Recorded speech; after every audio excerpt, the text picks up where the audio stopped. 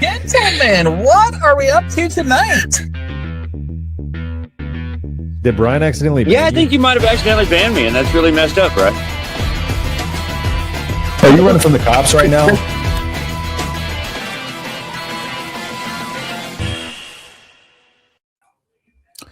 What's going on, everybody? Welcome in. And my dogs just joined me as we were firing up this episode. So welcome in. Meet my dogs, and I'm sure you've already met them. And Brian, we are here for another edition of the Husker Gutter Call-In Show brought to you by FanDuel. Brian, how you doing today, man? I'm doing pretty good. How are you? Not too bad. It's been a day. It's been a day for sure. We had a team workout at work. Never fun. Never a good time. Never. And it's raining now, which I appreciate. I like the rain. I don't get a lot here in Arizona. And the rest of the world is prepping for a winter storm. So, yeah, it's going to be 17 degrees here in Central Texas on Sunday and Monday. Gotta love it. Have they bought out the toilet paper yet? Because in Houston at the HEB, I saw a picture and the shelves are empty of water and toilet paper. So we went to Walmart because we also had to buy birthday presents because our neighbor is having a birthday party tomorrow, which is really poor timing. So we went to Walmart, and one thing I noticed, not a lot of bread available. So I guess a lot of people are going to hunker down and eat some sandwiches. Yeah, Texas kind of panics when it gets a little cold. Yeah, there was still water available, so that was nice. But I get it, like I'm not too worried. Especially in Houston, like a bunch of people died a few years ago and during that winter storm because the whole electrical grid shut down. And then all the higher ups in Texas were in like Cancun. They were like, "We're out. We can't help you," and people were like dying because they couldn't stay warm. So I get it. I get the panic, but never mind. Me says it was negative 33 in Omaha today. Yeah, Justin, what's up, man? It was negative 47 wind chill in Minnesota today. I don't even know, like, I can't even like comprehend what that feels like, because I get kind of like, I'm like jacket weather here when it gets to like a 50, maybe 53, 55, like that's full on jacket weather for me. Maybe 60s even. Anything your face below hurts that, when you walk outside into that cold. Just anything instantly. below that, and I'm. I can deal with 115, 120, 125, but you put me at probably anything below. I don't think I've ever felt anything below probably like 20 degrees. That's pretty lucky. I don't even know if I felt 20, to be completely honest with you. So I think the coldest I've ever been in with wind chill was negative 30.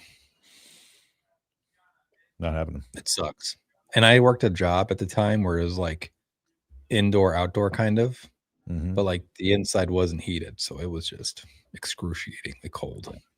That sounds terrible. I'll stick to my warm climates, but that's why I try to avoid as many games in like November as possible, like October, November.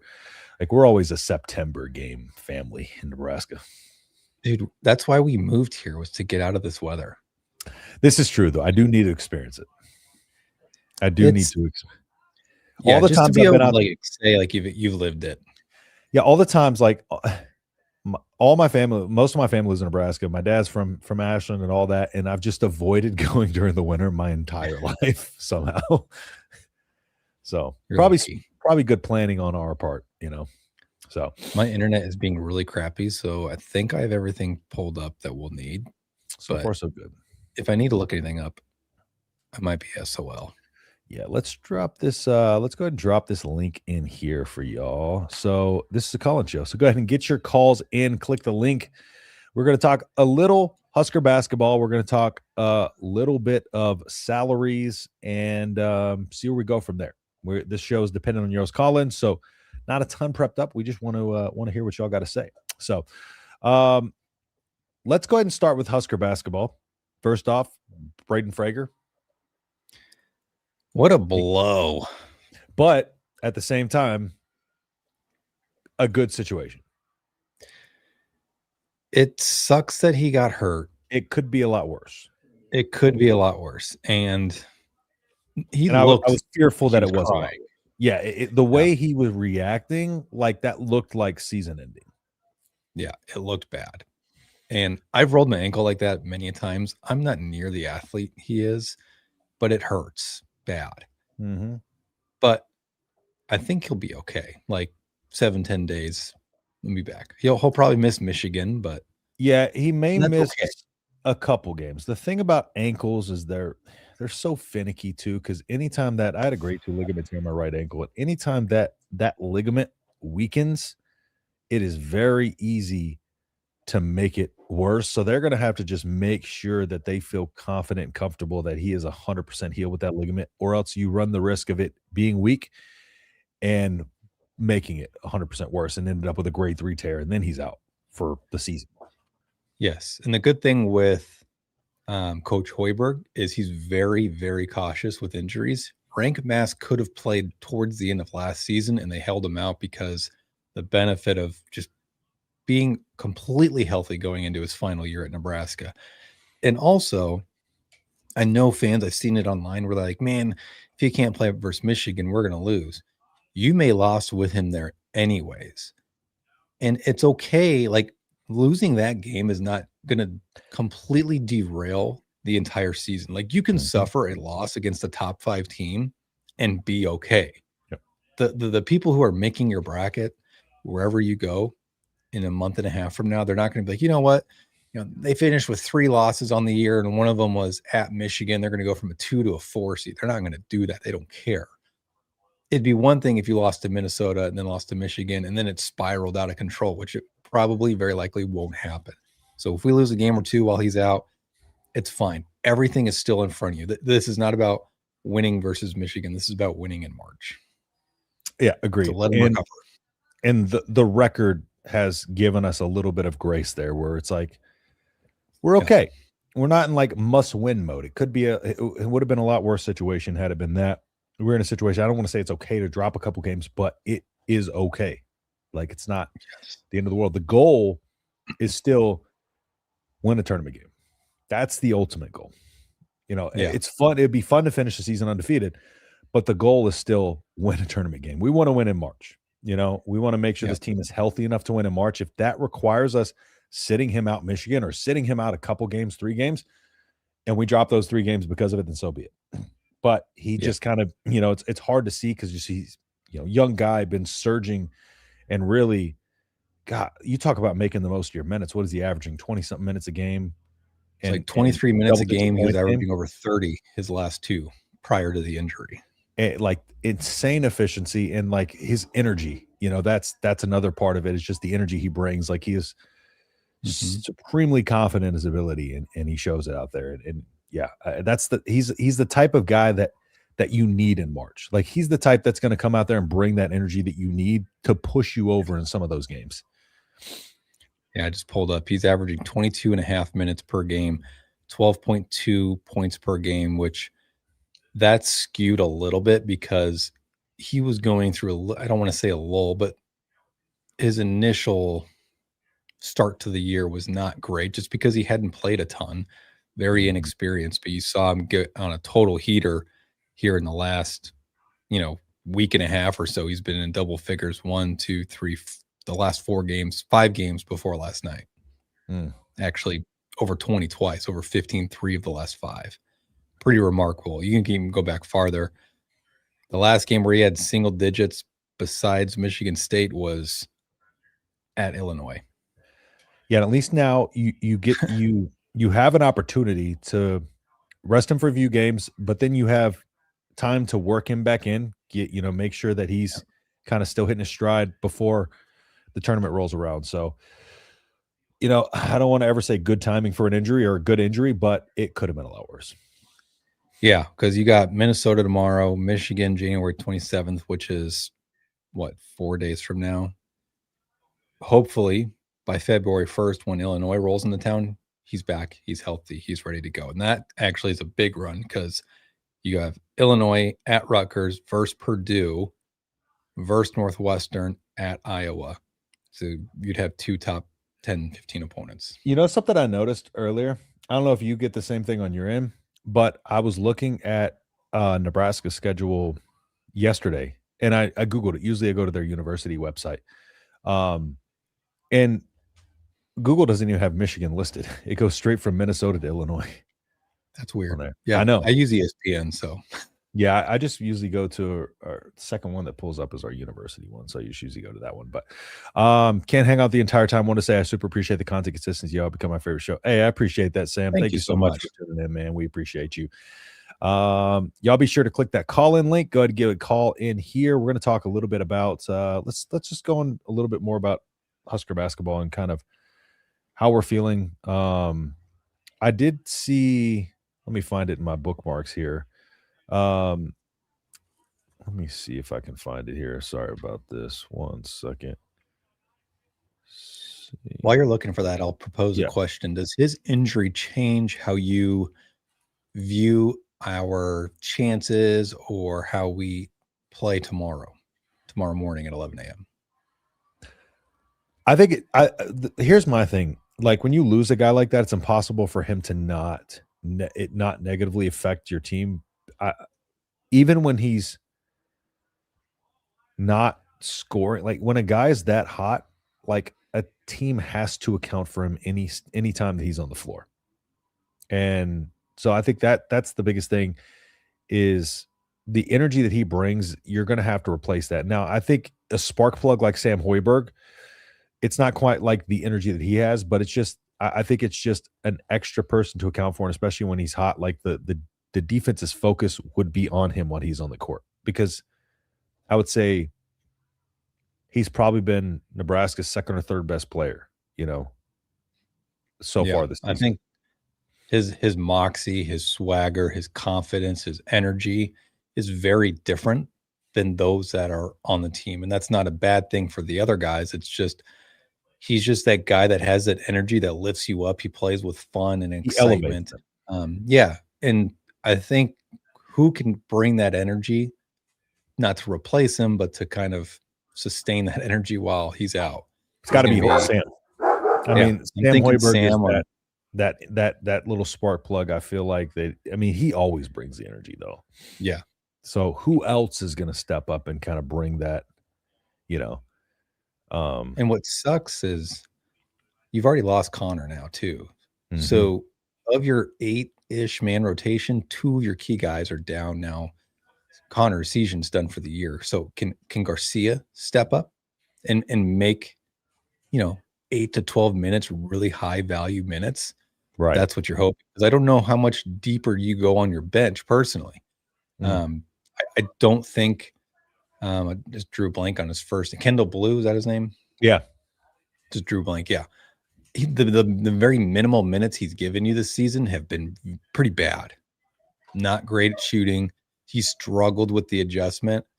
Does he get more time? Maybe it's 3 to 5 minutes and gives you maybe a couple boards and just some energy and hustle plays. I think they're getting thin right now.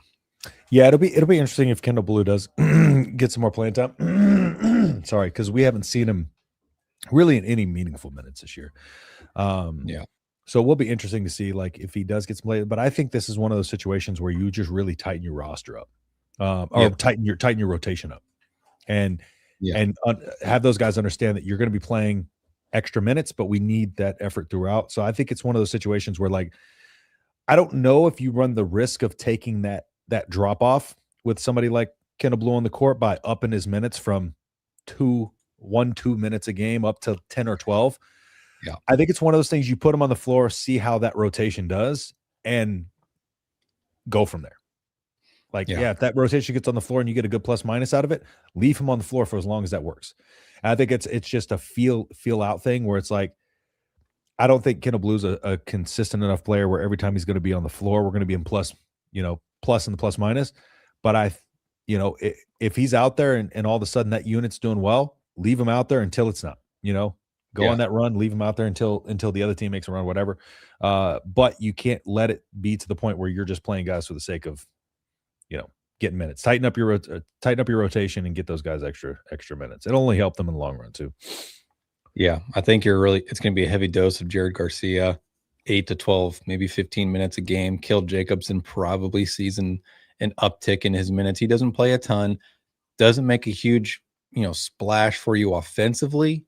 However, he gives you a lot defensively. He can play up.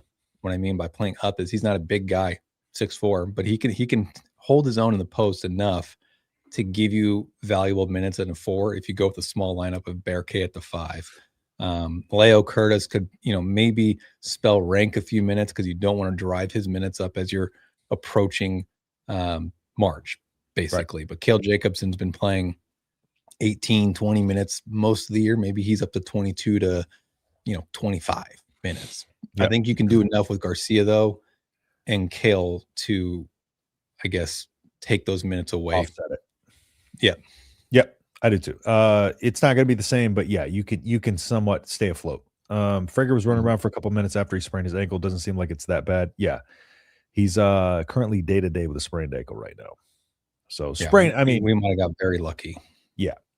What are the did you check? What are the odds? Do you have the odds for that game?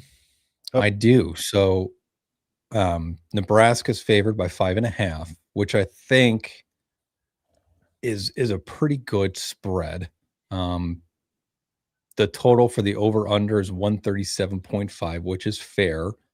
When I look at this game and I look at our history, and I know Nebraska struggled against Minnesota on the road. But I look at what we've done this year on the road. And so I try and separate the history from what I'm seeing. Indiana, 16-point comeback on the road. Ohio State, close victory on the road. Now, Oklahoma, that game was a neutral site game, but that was a tough game. Neutral site, you had a big halftime deficit. You came back, you won that game. I drew blank on who else we played on the road, but we're 4-0 in road games. With an average, we destroyed Northwestern by 19. So I can pull it up. If I'm telling you, I'm not going to tell you how to bet, but I would probably take Nebraska to win, Minnesota with the points. I think this is going to be a 3-4 point game just because of our history struggling at Minnesota on the road, but being a better road team this year. The over-under, I think, is fair. I think this is going to be, without Braden, a lot harder to score. Not a lot harder, but his versatility to score, being able to take it to the hoop, being able to step out in 3, being a good slasher. That probably is why I would go if you're betting over under, I'd do the under. And the defense just having to account for him opening other guys up. That's because we talked about on Tuesday. You pick Braden, you pick Sanford, Rank, and Lawrence, and any of those guys could go off for 20 plus. Well, now one of those guys is down. That helps them key in on Price probably more than Rank because Price has been going absolutely nuts lately. And Rank, I know he's playing well, but he's not playing how he was at the start of the year. He is not shooting the 3 ball right now very well. His post game is his best asset right now, being back to the basket. He'll still, step out and shoot 3 to 4 threes a game, maybe make 1 or 2 at most. But he's just game over game. His 3-point percentage has not been great. Yeah. The link's in the comments, y'all. So if y'all want to call in, go ahead and call in. Otherwise, it's going to be a short show. We are reliant on y'all's call-ins on Fridays. This is true. Never mind me says the thing about a sprained ankle is you can run on it the day it happens. The next day you won't put any weight on it. I've sprained an ankle more times than I can count, so I would know. This is exactly what happened when I tore that ligament in my ankle. It happened off-roading with my buddy. My ankle, I slid. I had some crappy shoes on, and we were off-roading. We were looking at the next optical. I have a GP at a 4Runner that we're going to go over, and my ankle, I started to slide down, and I had a brace because I'd ruptured my right bicep. And when my ankle hit the bottom, I fell this way and had to tuck that arm because I had the brace on. I couldn't extend it, and it popped, right? And I stood up, and I was like walking around on it. I was good, man. I was like, everything feels good, but I felt and heard a pop. Like my buddy heard it too. Got up, everything's fine. I drive, we off-road the rest of the time. I drive home, and it's about a 55-minute drive home. I get home, and my ankle is like this big, but not super painful. It's just swollen to all get out. The next day, I could barely put a weight on it. So this is very true. Yeah. It does get very, very tender, very, very sore. And if you don't rehab it properly, like mine still gives me problems to this day. And that was 2021, early 2021. So you got to be very careful and rehab these properly because, yeah, you don't want to make it worse. But this is true. Yeah, you can bounce around on it there for a little while. Those next few days are pretty brutal. So, yeah, it's the initial adrenaline, especially, will carry you through, that injury. it's just weird too because, like, sometimes, like, I didn't even have adrenaline when it happened to me, and it's just like it's one of those things that just takes a second for it to set in for some reason. I don't really know why, but yeah, I was like bouncing around. I was like, yeah, I think everything's good. And then I stepped out of my Jeep when I got home. I was like, yeah, something don't feel right in here. And luckily his wasn't that bad. I'm going to go ahead and pull this up real quick too, for those that are betting out there. I went ahead and threw a little parlay in there just out of curiosity here, based on what I would bet. Nebraska money line, Minnesota the points. You're taking rank and price over 15.5. I think that's fair. Oh, you can't see it on the bottom because of the graphic. A $10 bet wins you over $120. So if you guys want some free money, there you go. This is not betting advice, but if you want some money, go ahead and lay that parlay. Go ahead and do that. I'm going to say we cover just because I want to be a good fan when we cover, and I just want Brian to be the bad guy. And then if you lose money, you can be mad at me. Yeah, exactly. Can't be mad at me. All right. Anything else on Husker basketball before we move over to our overpaid coaching staff? No, I'm good. We're going to talk salaries. If we don't have the call by the time we're done talking salaries, we're going to end the show. So y'all be sure to call it. Let's go ahead and talk salaries a little bit. And I'm going to let you go ahead and take this one away since you got them in front of you. So Dana Holgerson is $1.2 million. Rob Orish, 1.1 his first year. Well, of course. We'll wait. Guess who? Guess who it is? Mike, what is going on, sir? Gentlemen, what do we know tonight? Hey, how you doing, man? Working the gas station, filling the cooler. Let's go. Oh, I know Omar Brown's not coming too. I mean, I think we all kind of knew that.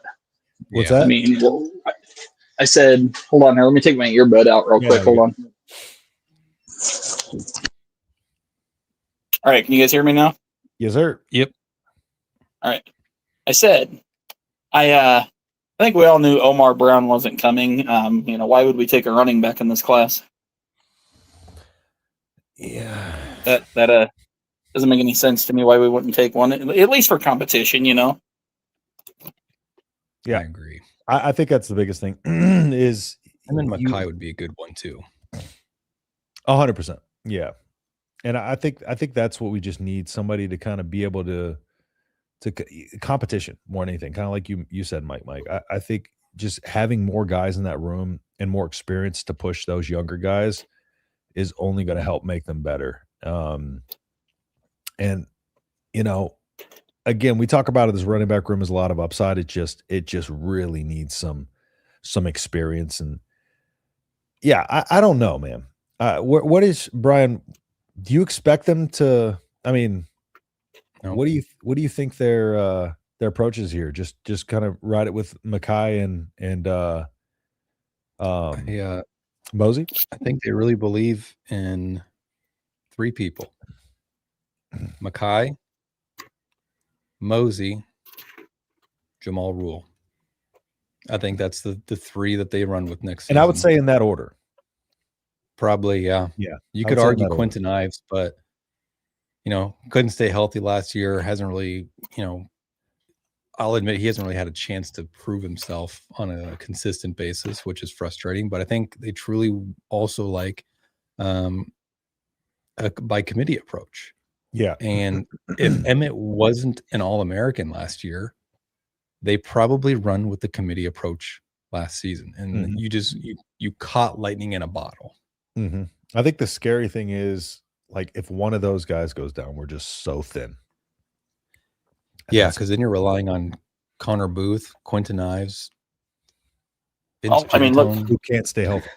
I mean, look at the offensive line. Look at the offensive line last year. One injury, whether it be Spindler or whatever, and we were kind of struggling to figure out rotations and getting bodies on the field and all that. I mean, yeah, and when it comes to Shamar Brown, he has 366 carries in his career. 244 of those were at North Dakota. So year over year, his carries were literally cut in half. His yards dropped by over 600 yards in a season. His yards per carry dropped from 4.8 to 3.9, and he went from 15 to 7 touchdowns. I don't, and maybe it's his agent, maybe he loves Miami, he wants to be a part of that culture, wants to compete for titles, and he's okay with being a backup and probably being a late round pick. That's perfectly fine. But in this day and age where agents are, I don't want to say forcing, but for lack of a better term, forcing players to enter the portal and chase money, why would you not advise him to do so, to come back to Nebraska or somewhere else where he's going to get 200 carries and get 1,000 yards and elevate his draft stock? Yeah, exactly. Makes sense. I thought it was almost a guarantee that would be the case, but yeah, exactly. Yeah, Exactly. And then I heard something today, we all know this already, but it kind of really stood out to me. Hopefully it's something that we actually pursue this year. Your success in the season starts in the off season. Mm-hmm. Like, so I guess what I'm trying to say is I hope we really hit the weight room and, playbook and all that stuff this year. And actually maybe, knock on wood, maybe prove some of the doubters wrong. Yeah. Just knocked on wood. I right. think the key thing here is these assistants we got, they just got to hit the ground running hard and really, because they don't, all things considered, they don't have a ton of time with these guys before the season starts, Right. So I think it's just all about how quickly they come in, connect with these guys and implement their systems, and how quickly they're able to kind of take control of these rooms and get these guys going. I think our success is purely predicated on how quickly that happens.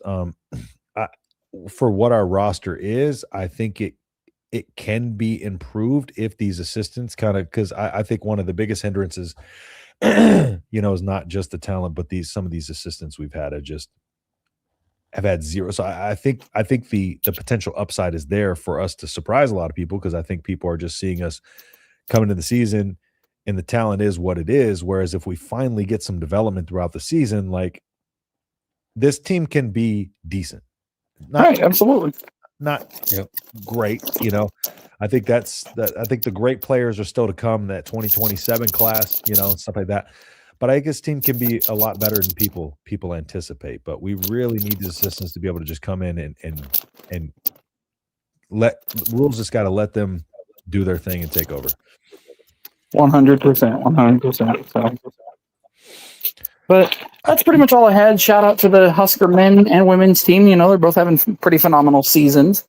Absolutely. Husker wrestling, I think, tonight is going up against Iowa. So shout out to them. Hopefully they do good with that. Joseph, where you at?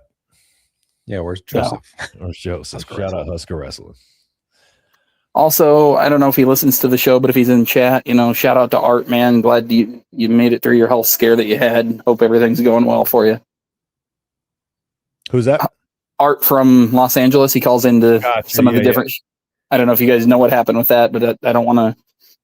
It's not my place to say anything on it. I just hope he's doing better from his health scare and stuff that he had. So I hope everything's going well. Yeah, let's hope the best for him, man. Honestly. All right, guys, I'm gonna go back here to the station and finish up what I'm doing, but figured I'd call in and at least give you guys a phone call for tonight. Thank you, Mike. Hey, not a problem. Thanks, sir. Yeah, have a good one. Thank you, brother. Take care. Yep. Goodbye. All right, Mike's never scared to call in, man. No, it's a call-in show. Talk about whatever y'all want. Man's never afraid to call in. All right. Let's go ahead and talk about these salaries a little bit. We'll drop the link in here again in case we want to get another call. All right. So, Holgerson 1.2, Orich 1.1 to 1.2 to 1.3 on a 3-year deal. Corey Campbell, I think, is disgustingly overpaid. Good strength coach. He's the second highest paid strength coach in the country right now. 1 million going to 1.05 to 1.1 to 1.15 over the next 4 years. That's insane. That is. That's a lot. I don't know what our old strength coach is coming from two people who said Corey Campbell deserves to get paid, but that is a lot of money for a strength coach. He was making $600,000 before this extension, so he got a $400,000 annual raise. Yeah.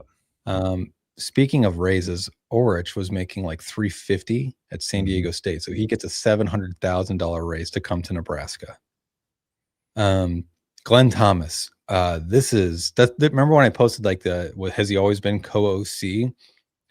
Because he's not a co-OC. He's not calling plays under any circumstance. He just got that title, I think, is to pull him over. Justify this disgusting salary of $824,000 per year, and that's a raise. Mm-hmm. And then it goes up to $864 in year 2 on a 2-year extension. That is insane. Yep. And Dylan did not improve, I guess, enough year over year for me to say we're paying our QB's coach almost $900,000 per year. I get he's got accolades. Matt Ryan, he was with Matt Ryan through some of his best years. I'm echoing. So there's that. All right, Brian will be back. Our 30-minute echo hit. I'll wait till he gets back before I finish that thought. I actually forgot my thought. Oh yeah, I understand he was with Matt Ryan through some of his best seasons and all that, but just throwing this amount of money at somebody without making them earn it, hell of a recruiter. I'll give him that. I just feel like Matt Rule with the relationships is a little too. I feel like he could have some of these guys for a lot less. Yes. It is glaringly obvious that some of his connections are getting paid way more than they should. It's like we're paying the coaches for upside too. Yeah. Versus what we should be paying them. For comparison, Jeep Wade is going to make $700,000 this year, $725,000 on his second year of a 2-year deal. That is about $50,000 more than what Donovan Raiola was making, which actually was surprising. Addison Williams gets a nice pay bump, $650,000 year 1, $675,000 in year 2. Marcus Satterfield, yeah, that one's worth it. He just needs to start landing some recruits outside of Danny Odom. He kind of struggled outside of Danny Odom in this 2025 class. Yeah. 2026 class. Jeez, I got that mixed up. Marcus Satterfield, I think, is very well compensated for being a tight ends coach at $550,000 annually, $575,000 in year 2. Coming off his $1.4 million offensive coordinator salary. $1.4 million for that offense that he led for 2 years. Give me a break. Is disgusting. Man's not worth $500,000. No. EJ Barthel, $450,000. Yeah, see, give him a guy that deserved a bigger raise. It was him. Yeah, give him $100,000 of Satterfields. Yeah, literally. Because people, look what he did with Emmett Johnson. Mackay looked phenomenal in the bowl game. As a recruiter, he's very good. People look at the running back recruiting, go, Jamal Rule's just a 3-star. Well, he's pretty dang good.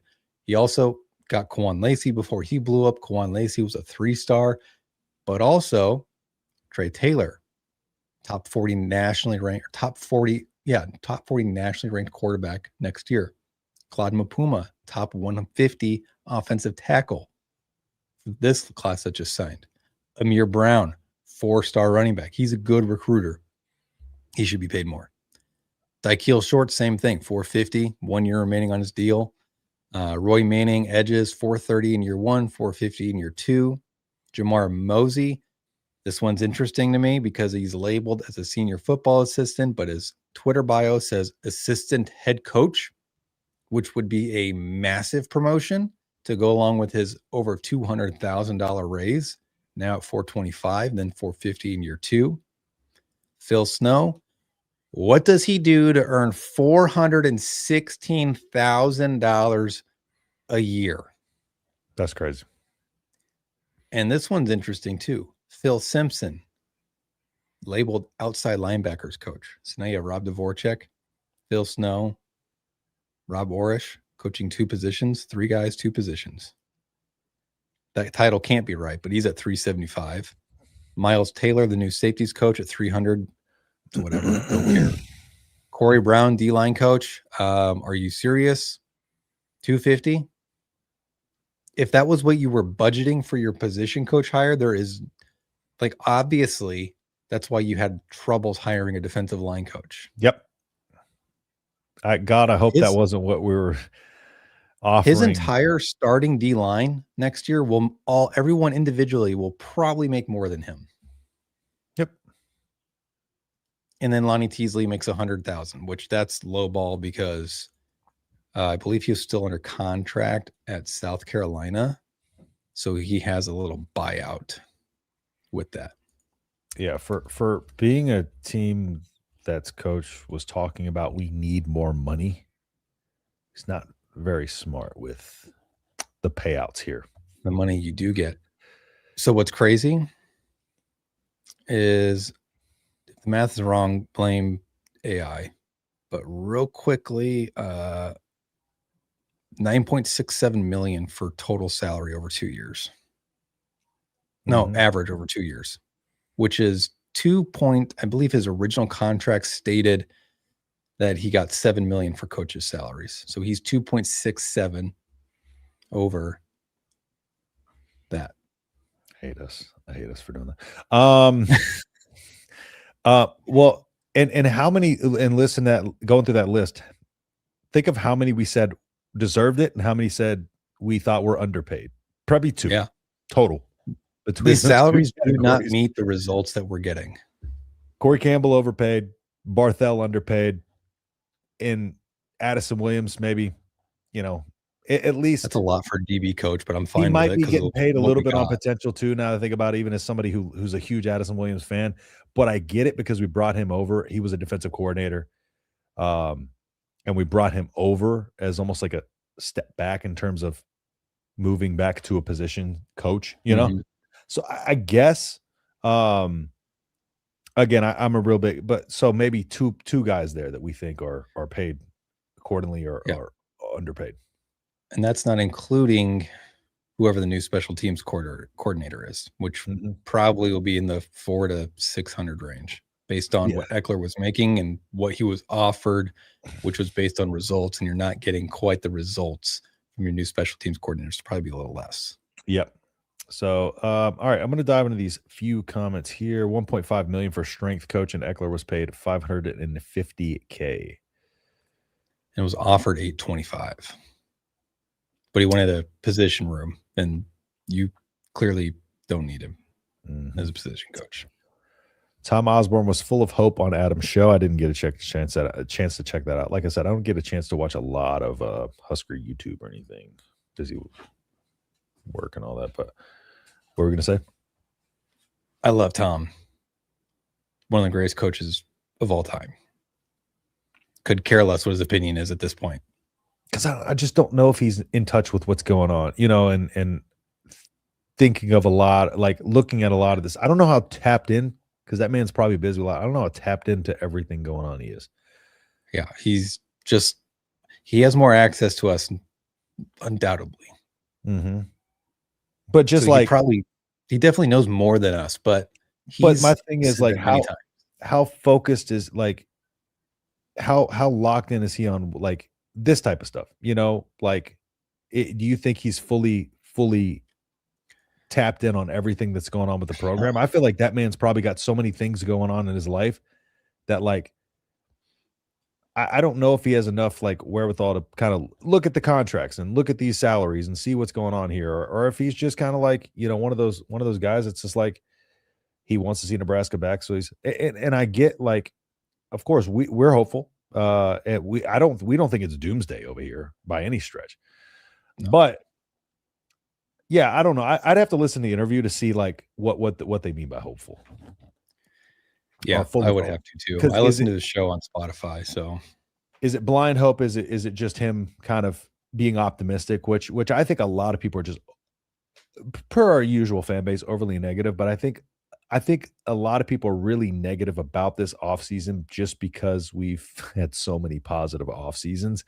And I think we're kind of getting it to a place where it's okay. You know, it's good. In what we like, again, not a lot of sexy picks, but we got a lot of guys in the trenches that are going to be immediate impacts, and that's what we want. You know, that's what we wanted. You know, last year we liked the portal a lot more because we went after, you know, some offensive weapons, wide receivers, you know, that type of stuff. And this year we kind of bolstered up the trenches, which is what we wanted to see. You know, we didn't spend money on the sexy positions. Oh, so it we wasn't went and got the big uglies. Tom said championship's a thing of the past. It wasn't good. Okay, got it. Yeah, I don't. Indiana just won a national championship. I can't say championships are a thing of the past. That's such a. Indiana just won the national title. As long as Nebraska's Nebraska, it's not possible. As long as Nebraska's Nebraska, there's always going to be a chance. And if you look at this 2027 class, like, you can't tell me there's not a chance, because it takes one or two players to really get this thing going, you know? Yeah. With Trey and Tay going to Millard South, they're probably not the only ones. Nebraska, this to kind of deviate off what we're talking about, I think Nebraska actually has found a unique workaround to get better players. Mm-hmm. Nebraska and only a handful of their states. recruiting and keep them in a recruiting class. Like, this is and very smart in that regard. Nebraska and a very few amount of states have a unique law that allows high school athletes to make NIL as long as they live in the state in which they're committing to go to college. Missouri is the same way. Williams Nowani committed to Missouri from Blue Springs or Lee Summit, Missouri, was making a ton of money. From Lee Summit, in NIL. Oh, you're talking about from Lee Summit. Yeah. Yeah. While he was in high school, committed to Missouri, was making a ton of NIL. What happened? A lot of those Missouri kids left Missouri after year one because they got their money. They left. They didn't want to actually go to Mizzou. Mm-hmm. So Nebraska is doing the reverse of that. They are moving players here, putting them up in a house, giving them a car through name your local car dealership, and they're able to earn buku bucks. Plus, Trey and Tay were committed before the settlement, so they got front-loaded NIL or rev share money that they have stashed away, and now that they can live in Nebraska, are committed to Nebraska, can sign NIL deals. Mm-hmm. Do that till May 1st. Look who we got calling in the show. Mr. Rashawn, what's going on, man? What's going on, Appreciate Mr. Nelson? Calling in. What's going on, man? Can you hear us all right?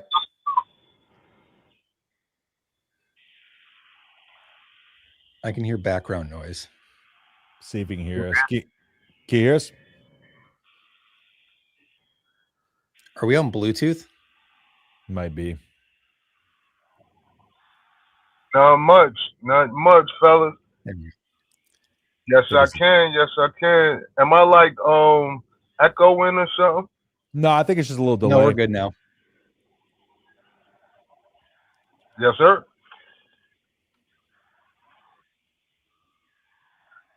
Take you off. Yeah, I think it's just a delay on there.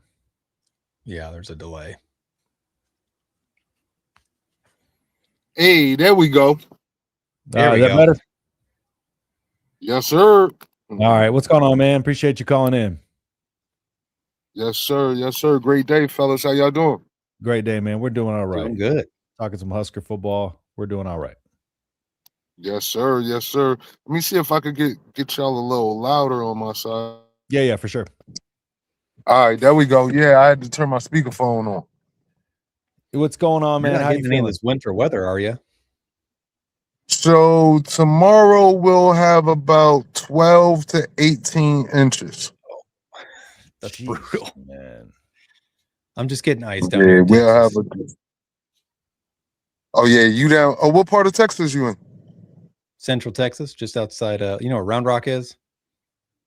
No. So I have a daughter that lives in Houston. That's all I know is Houston. Hey, Sound, let's I go. am 3.5 hours northwest of Houston. I almost moved to Okay. Cypress, Houston, Texas area. Okay. Yeah, she's been down there for about a year and a half now.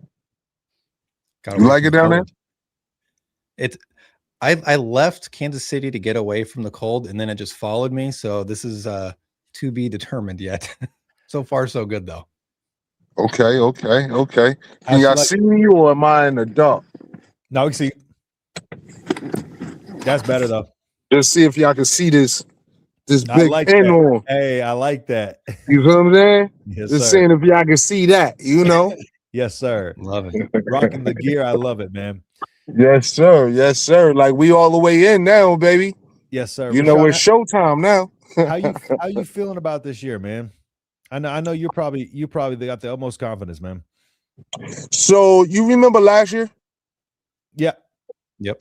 So how was that last year? You kind of this. I feel like Up and you kind down. of, yeah, I feel like you kind of felt decent about it, but not great.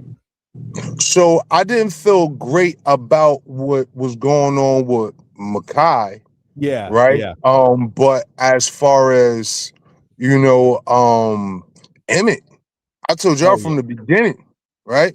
Yeah.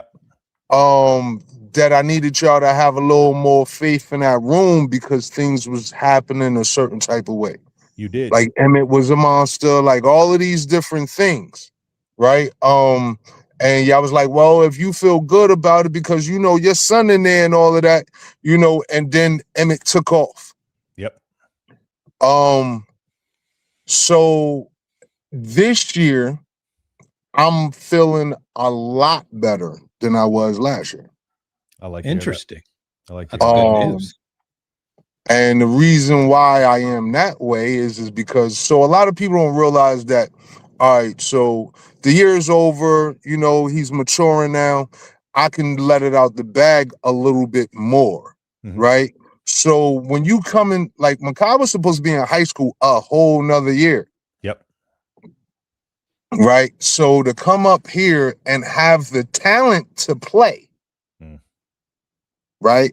To have the talent to play, but not the maturity to play. Because I remember that's what you were saying last year. You're like, there's just some things that he needs to learn, like the world isn't against him.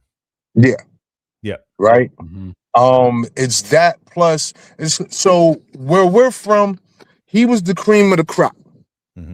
Right. No, he would be the punter, the kicker, the quarterback, the running back, the wide receiver. You feel what I'm saying? Like he was everybody. So to go from that to sitting on a sideline because of a behavioral issue, not because of a talent issue, right? But because of him being at a point in his life where he has to transition from high school to college. Right? So if you in your head already supposed to be in high school a whole nother year, you're not really ready to be in college because you should be running 3,000 yards in high school. And then that kind of that we always have that sneaking in our mind. It's like, did I make the right decision? Should I, that type of thing too. That's always going to be there. Yeah. So after every game, he would flip out because he felt like he could have helped the team more than what he was allowed to, but he had to learn that there's a standard, right?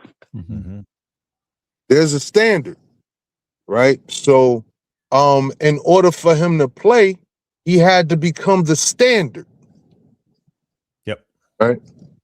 No matter on how talented you are, no matter on how faster you are than whoever you think you faster than, no matter on how many times you could catch a ball behind your back with 3 fingers in between your legs, all of those different things.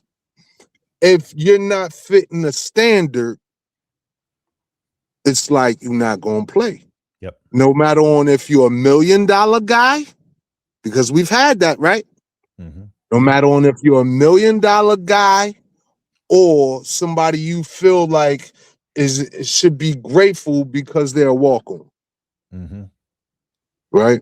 Yep. So, no matter what, we want people to come along faster sometimes, like whether it's fans, whether it's parents, we want things to move along quickly sometimes, but everything has its right time and space, right?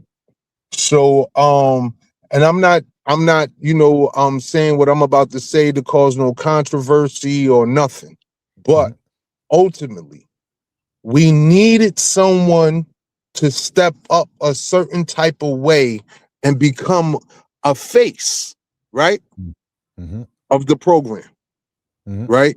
We need more recruits, all of these different things. It's a business, and that's what I want fans to learn. Yeah. This is football, but it's a business. You know what I'm saying? Now more than ever, too.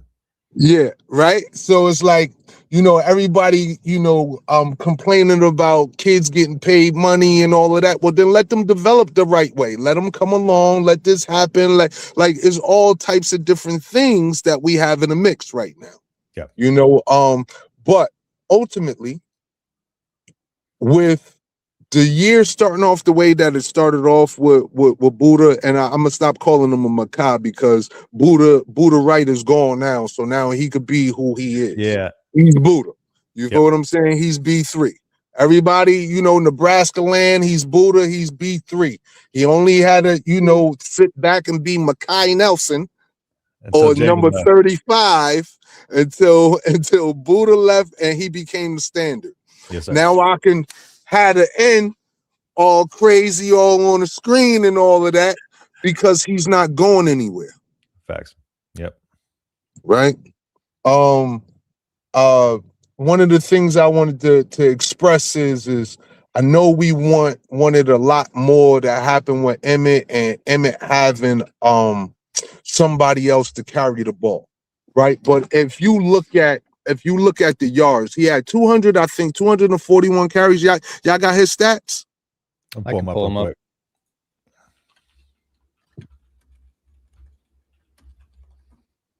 Probably quicker. You want his yards rushing so and carries. everything? So how many carries he had? He had 251 carries this year. For how many yards?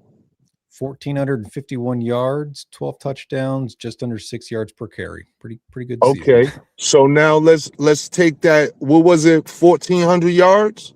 Yep. All right. And it was 251 carries? Yep. All right. Keep in mind that 1,400 yards, right? Now, you say he had 6.5 yards. Just say 6 yards per carry, right? Yep. 5.8. Yep. Right. Yep. So 5.8, 6 yards, right? So now you take 251 carries and you subtract, because y'all wanted another running back, subtract at least 5 to 7 carries per game taken away from him. So now you talking about 60 carries or close to 100 carries that somebody else would have got. And if you take that 60 to 100 carries and you times it by 6, that brings him down to almost 1,000 yards even. Right? So now is he the Big Ten? Is he the Big Ten running back of the year? At that point, no. No, right? So as a fan base, we have to realize this is a business. Yep. Right? How do we salvage this year? And this is not them. This is me being Buddha's father. This is me being a business guy. How do we attract 4 stars and 5 stars if we ain't doing nothing? Who the hell want to come to Nebraska? That's true. Right? We having problems with linemen. We having not no more for real. Yeah. Right? Right? Dylan got hurt. So no more quarterback of the year, no more 4,000 passing yards, None of that. So what do we do to salvage the season and make us likable again? How do we become the hot chick in school? Right? Run the damn ball. Run the ball and allow Emmett to do what he needs to do, right? First and foremost, he's a junior that can go to the NFL, right? Why not get him to the NFL as a second or a third round pick, right? With all of these accolades and be able to get Amir Brown to come to the school. Mm-hmm. Right? Yep. You want to be running back you again, right? Like chill, breathe easy. Breathe easy.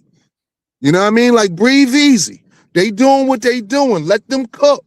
Yep. You feel what I'm saying? Like don't keep saying that all this one. Like you make the kids that's in there that's working hard be like, yo, why I even want to play for these fans, man? Every time I turn around, they acting like I ain't nobody.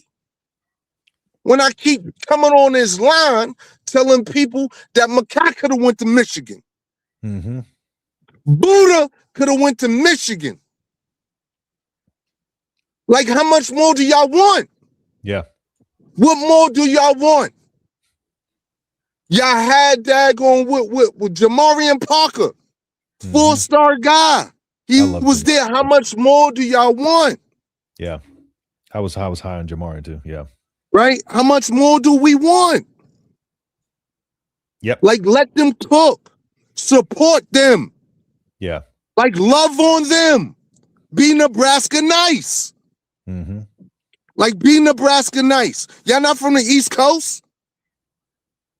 Like, we the one with the attitude problems. That's why Makai Buddha had to sit his butt down for a little while. Love that. Yeah. Right? No, right? You see the energy? We got energy, baby. The same energy I got, my kid got, but more. Because I told him not to fear. You feel what I'm saying? Yep. Like it's different. It's different. Like he has a love for Nebraska. If Nebraska embraces him the right way, that boy will die on that field for Nebraska. And I believe everybody that EJ is getting right now, EJ Barthel, because these are his picks now. Like, we down to his picks. Like, come on. Jamarian Parker was somebody he was able to get. Very underrated or undervalued. Yeah. Like he move and shake. A lot of the recruits we have right now, we kind of wouldn't have if he wasn't moving and shaking. Trey Taylor loves him. Trey Taylor loves him. I'm just saying. Trey, if you listening, if you watching or something, buddy, shouts out to you, dog. You doing your thing, baby. Because I know he watches and looks at a bunch of stuff. You know, their 27 class is going to be crazy.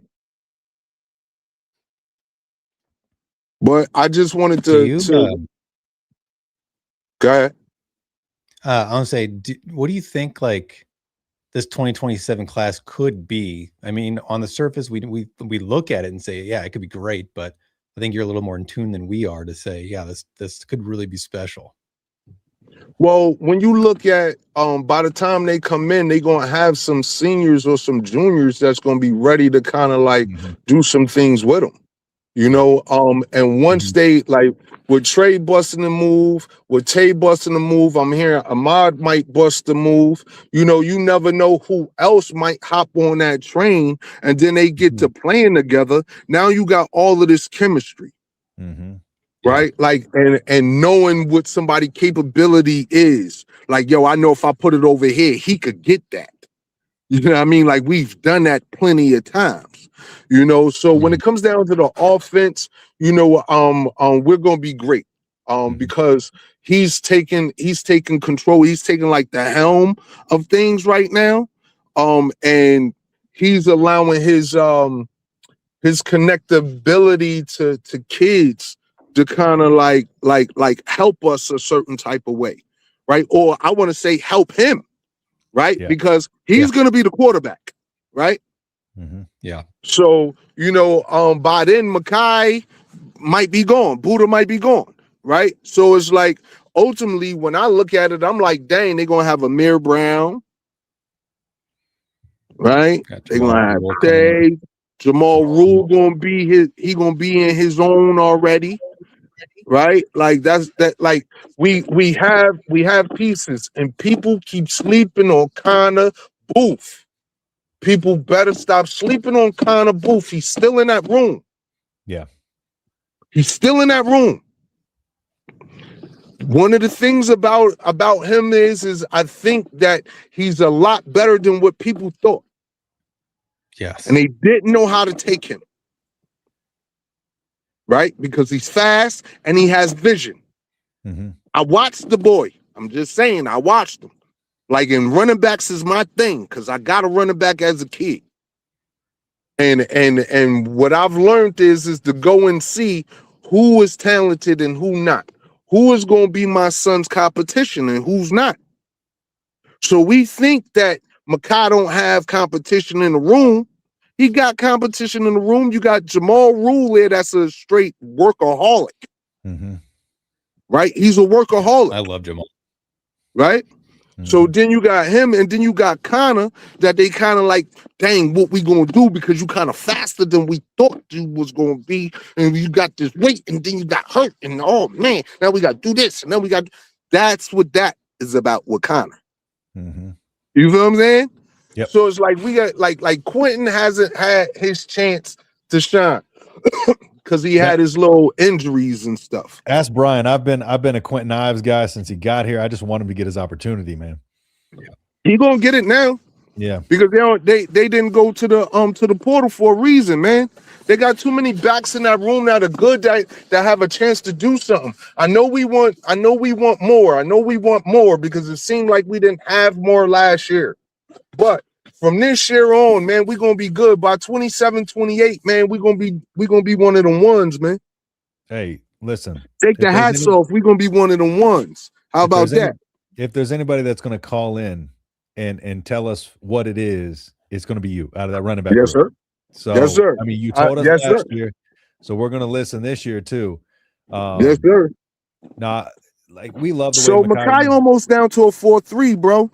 That's crazy. He almost to a 4-3, bro. He's at 205, bro. How do you feel like? What's his weight at? Hold on one second, Brian. How do you feel like he's going to operate with Calandria? Do you like that pairing? Because I think that's going to open him up a lot more. So I don't know. It just depends on how much Calandria like to keep the ball. Yeah. Right. So that's the whole thing. We don't know if he's going to keep some stuff that he really shouldn't, right? Sure. Or that he should kind of spread the love about, right? Because he's kind of a runner. Yep. Do I need to go in and come back out? Brian. Back out. That's my bad. Yeah, you're echoing a little bit. Hold on. What he's usually got one open, so pop right back in here. But yeah, I think that was the biggest thing too, because I think the potential with Calandria being able to run the ball, I think that'll open up running back room a lot too. Hold on. Here's Brian coming back in. I think he had a question for you too. Hold on one second here. All right, Brian, go ahead with your question whenever you're ready. Yeah, I was curious what Makai's weight is up to because he's listed at 195. I'll say he listed 195. He looked a lot bigger than 195 when we saw him against Utah. Yeah, he's 205. Yep. But 205. We don't really want him to get too much bigger. They kind of want him to be bigger, but he doesn't want to be too much bigger right now because it's so when you put on too much weight too fast, slow down. That's where the injuries and stuff start coming into play. Your ligaments can't hold up to that. Yeah. Yeah. So that was the whole thing with Jamarian, right? Mm-hmm. Jamarian gained way too much weight too fast. His body couldn't handle it. You feel what I'm saying? He's like trying to do all of the same stuff that he used to do with that weight now is different. 100%. So that's why I keep saying the things about I need the fans to understand certain things. They want certain things to happen a certain type of way. But if you rush things, that's when things happen. Look, we I don't want to say we broke our daggone our shiny new toy, right? But that kind of what happened. Right. A shiny new toy that everybody was wanting to see get played with and run around a little bit got broken a little bit because his process got pushed too fast, whether it was him or the school or I don't know who it was. I just know that when I got up there, I seen him one day, he was looking regular. The next time I seen him, he looked like, dag, boy, you put on like 30 pounds. What you doing? You lifting up the daggone gym. Like, what's going on? Like, you're like, yeah, I'm getting ready. You know, and not knowing that it was too much too fast. Right. No, that's true. Yeah, you gotta get the workload up with your size and with your weight too. So you think 205 is kind of where he's going to kind of stick around at? I think that's a perfect. He's probably going to try to get to 210. Yeah, I was thinking 210. He's probably going to try to get 210 because he's what, 6 foot? He's about 5'11". Yeah. So, yeah, but on the depth chart, they'll definitely say 6 foot. Absolutely. Yeah. Always add that inch.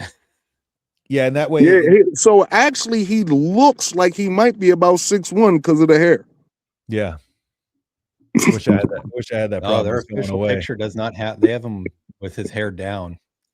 Does he have like a little afro? Yeah, he always is normally froey. Nice. Like curls, like a whole bunch of curls, like real big. That'll add an inch or two. We'll go with that. Yeah, I'm not gonna lie. Like I feel like people. I get your frustration too, because I feel like people like have been super negative about this running back room, and even us saying we wish we could have got more bodies for the portal. So that's on us too. But I think it's kind of like what you're talking about. It's like the fans always want more and more and more, because we feel like more is the answer. But I think you bring up a good point where it's like, yeah, you're gonna run good people out of that room that have developed in the system, have come up in the system, and are ready to go. And it's going to continuously be this revolving door of players because we're constantly just wanting to bring people in. And it's one of those things that's like, just as bad as the portal is with the players, it's gotten just as bad for the fans because we complain about players moving around, but we constantly ask for more and more and more, and that causes more of that fluctuation. So I think you bring up a good point, man, that people really, don't think about from that perspective, from that side of things.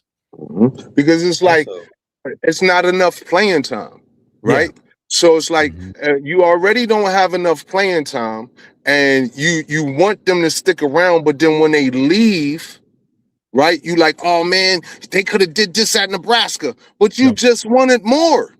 You just wanted more. Never happy, yeah. Right? You just wanted more, but because we have so much more there on the roster already. They couldn't play, right? They just had to be developed and wait for their shot, right? But instead of them waiting for their shot, they leave and then they become this big whatever wherever they was, but where were they getting developed at? Yep. Right? So please, fans, please, I mean no harm. Just love on your boys. Yes, sir. Love on them, right? Make them feel the love that they need. Make them feel indestructible. I'm telling you, parents make their children feel indestructible. And all of you fans out there in Nebraska, y'all pretty much extended family members. Make your family feel indestructible. You feel what I'm saying? Like, make them feel like the same way y'all act on game days and y'all there and all of this and this and that, while y'all waiting for them game days, like support, don't talk the negative this, the negative that, this and this and that, this and this and that. Like fill them with a lot of energy. Like put that battery in their back to do great. Don't put the battery in their back to make them go down. Like, oh man, why they always talking about me? All of this type of stuff. You feel what I'm saying? Like let them know. Like, all right, yeah, boom. You already know Matt Rule not going nowhere, right? So make this thing a little bit different. Make the narrative a little different, right? Like help him. Help him. Like we don't got trillions of dollars to spend. We're not in the daggone in the Middle East or the East Coast or down south somewhere where people are like tripping over themselves to come to the school. Yep. Don't chase these good kids away. Like help them come. Like help them come. Like bring them here. Yep. Like we Nebraska now, and that's why I keep saying we and all of this stuff, because I done bought in. Like I'm trying to become the standard. You Yep. feel what I'm saying? Yep. Like where we from, like it's different. Like we trying to become the standard. Yep. So I need the fans to become the standard as well. And I don't mean no harm. I love all y'all. Every time I see a fan and I want to know where y'all from. I want to know everything. And this is not y'all too. This is me speaking to the fans. I love y'all. You feel what I'm saying? Like my family love y'all. Y'all showing us a different side of life. Where we from is dark and gray all day long. All day long. I don't care if it's the summertime. It's gray out here. Mm-hmm. You feel what I'm saying to you? Like where we come from is real places, and we deal with different things. Like we not like when y'all talk about Nebraska nights. Oh my God! I feel like I'm in a movie. Thank y'all, Nebraska. You feel what I'm saying? Like I feel like I'm in a movie, bro. Like I feel like I'm in. Denzel gonna come out in a minute and tell me that we're about to go to the championship. You feel what I'm saying? Like all of this stuff, like we was 0-30 and then we go to championship. That's how I feel when I go to Nebraska. Yep. You feel what I'm saying? So it's like I want Nebraska fans to kind of like understand that it's gonna take a little second. And no matter on how it looks right now, like sometimes the nastiest looking food in the beginning turn out looking beautiful, and you want to demolish it. And then everybody's going to be there when he turns beautiful, singing the praises. Yep.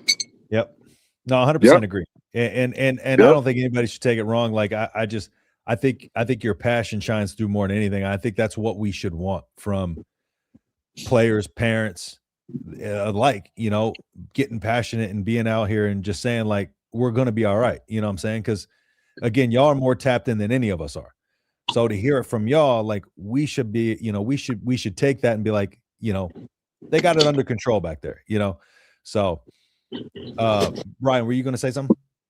Yeah, I was going to say that the biggest lesson, and I've talked about it a couple times on the shows, patience is a virtue. Good things come to those who wait. And we've been down as a program for a long time, and we've been very patient. And it just needs a little bit more, because you can see through the recruiting what they're trying to build. And if we run people off before you give them the chance, then you'll be in a never-ending cycle that we've been since we fired Bo Pelini, where every 4 years you're cycling in and out coaches, and you can't develop anything when you're doing it every 4 years. Similar to Rashawn's point, it's like whenever we have coaches too with the head coach, it's like we want a revolving door of players almost, but it's like we want stability in Nebraska, but yet we want to constantly fire the head coach too. Like it's just this pattern of just so contradictory. Not enough. Yeah. I have a question for you guys. Yes, sir. So Indiana, we keep getting compared to Indiana. I'm getting tired of it. I don't think you can compare anybody to Indiana because they are a one-on-one outlier. I was about to mention that. So what started off their cataclysm? Signetti. They got how did they get to where they are today, to winning the national championship? So yeah, pretty much stability, cohesion, because the same guys that are with Signetti now had been with him for 15 years. That plus he brought a whole bunch of old mother suckers from JMU. 13 players he brought with him. And then he hit the portal and brought a whole bunch more old mother suckers. Nobody on there 19 for real, 18 for real. 22. Everybody 24. Yep. Right. Yeah. So I need the fans to chill a little bit. Even year one, because that was a chess move. Yeah, that was something. That was something that Kurt Signetti. That was something that Kurt Signetti had set up years prior, bro. Right. Like he's a chess player, bro.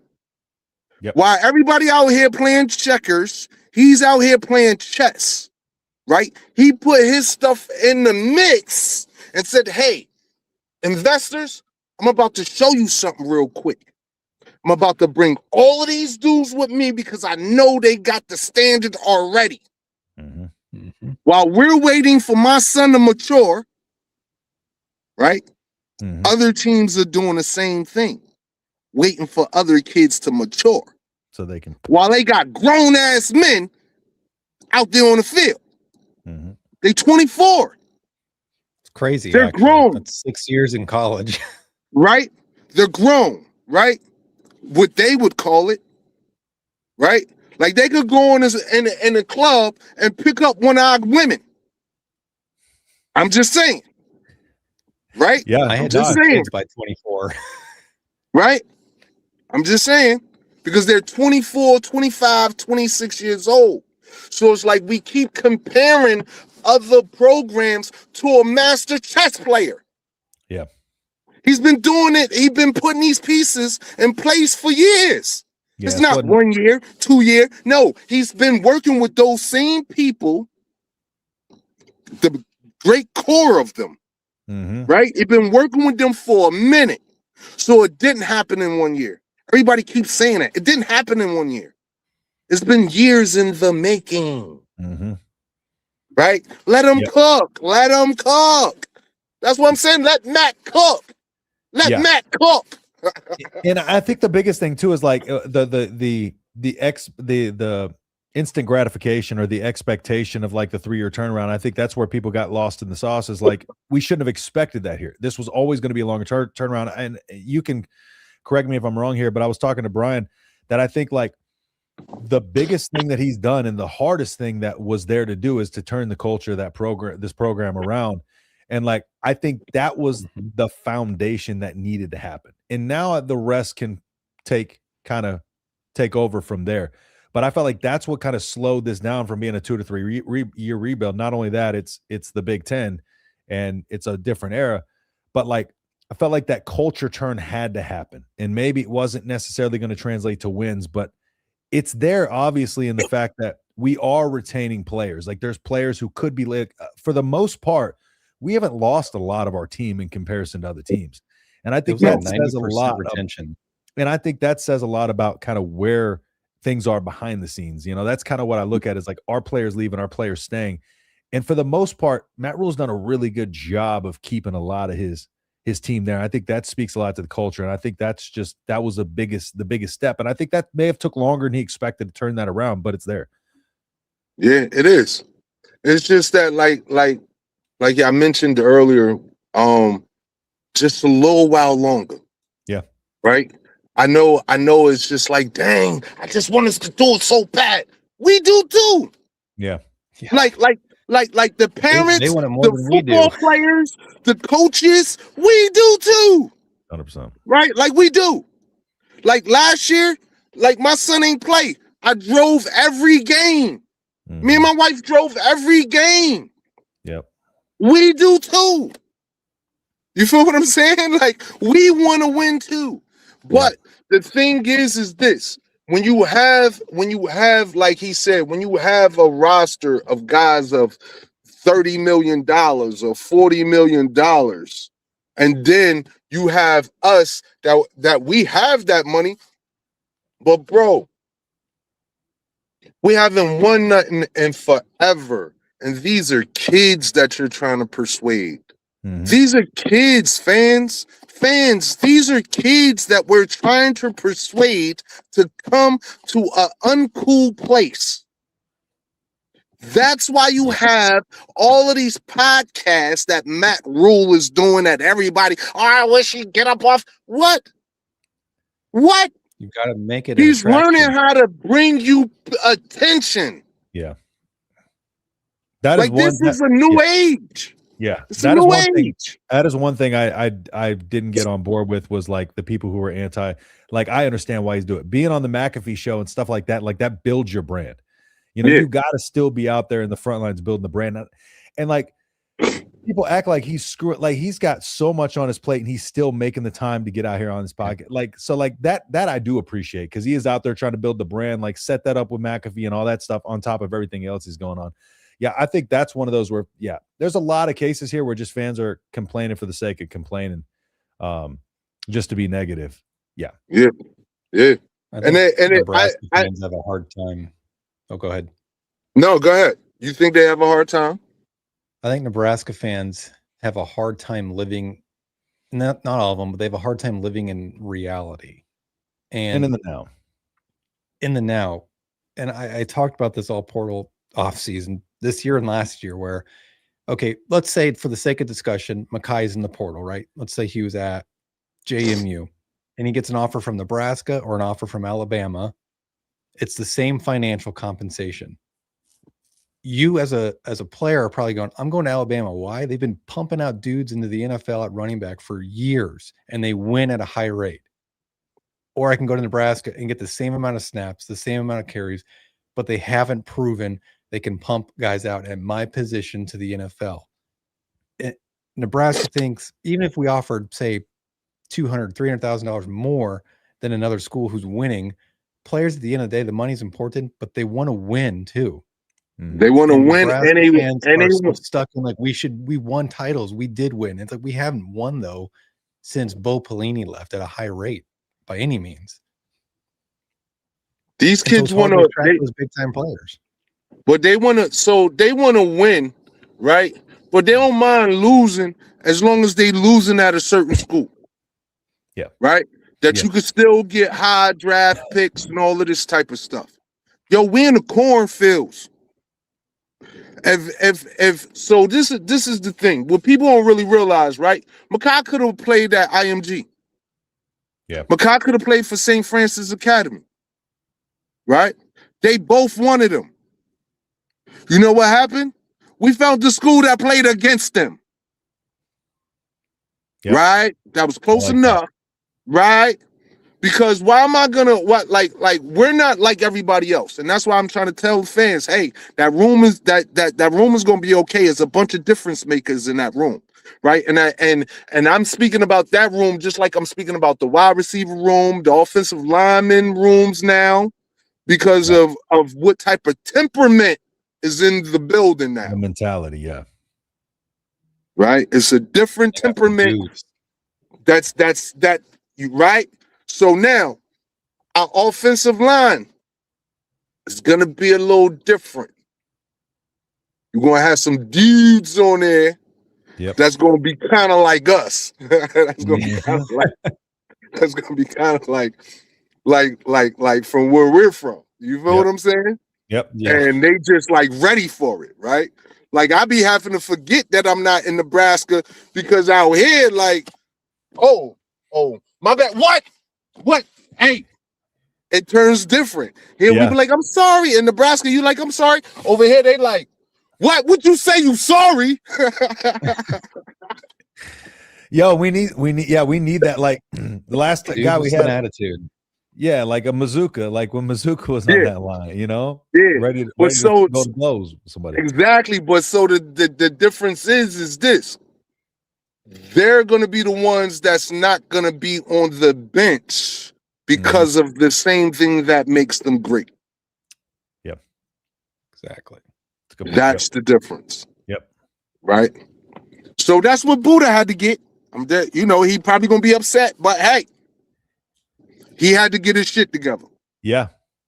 And but what an 18, 19-year-old kid doesn't also. Yeah, you know, but my kid's supposed to already have it together. I'm just telling y'all, like, you know, but you know, what real life is, you know, real life is, you know, he up at college, you know, with a whole bunch of nice people, and he don't know how to react to it. Yeah, everything with him is aggression. Right. Yep. Right. No, 100%. And yeah, it's one of those things too. First off, I remember you talking about you were potentially going to make a YouTube channel. I feel like you got to. I feel like you have. I don't want to do one. I do want to do one. The passion you got for this, and the way you speak to the fans and stuff like that. Like I think it'd do well. So I was just curious. I appreciate you, bro. I was curious if there was any update on that. So, so this is the thing, right? We're probably gonna, open a business. And Lincoln, right? And not probably we're like setting up to bring something dope out there. But the business is gonna have a space in the back to do podcasts.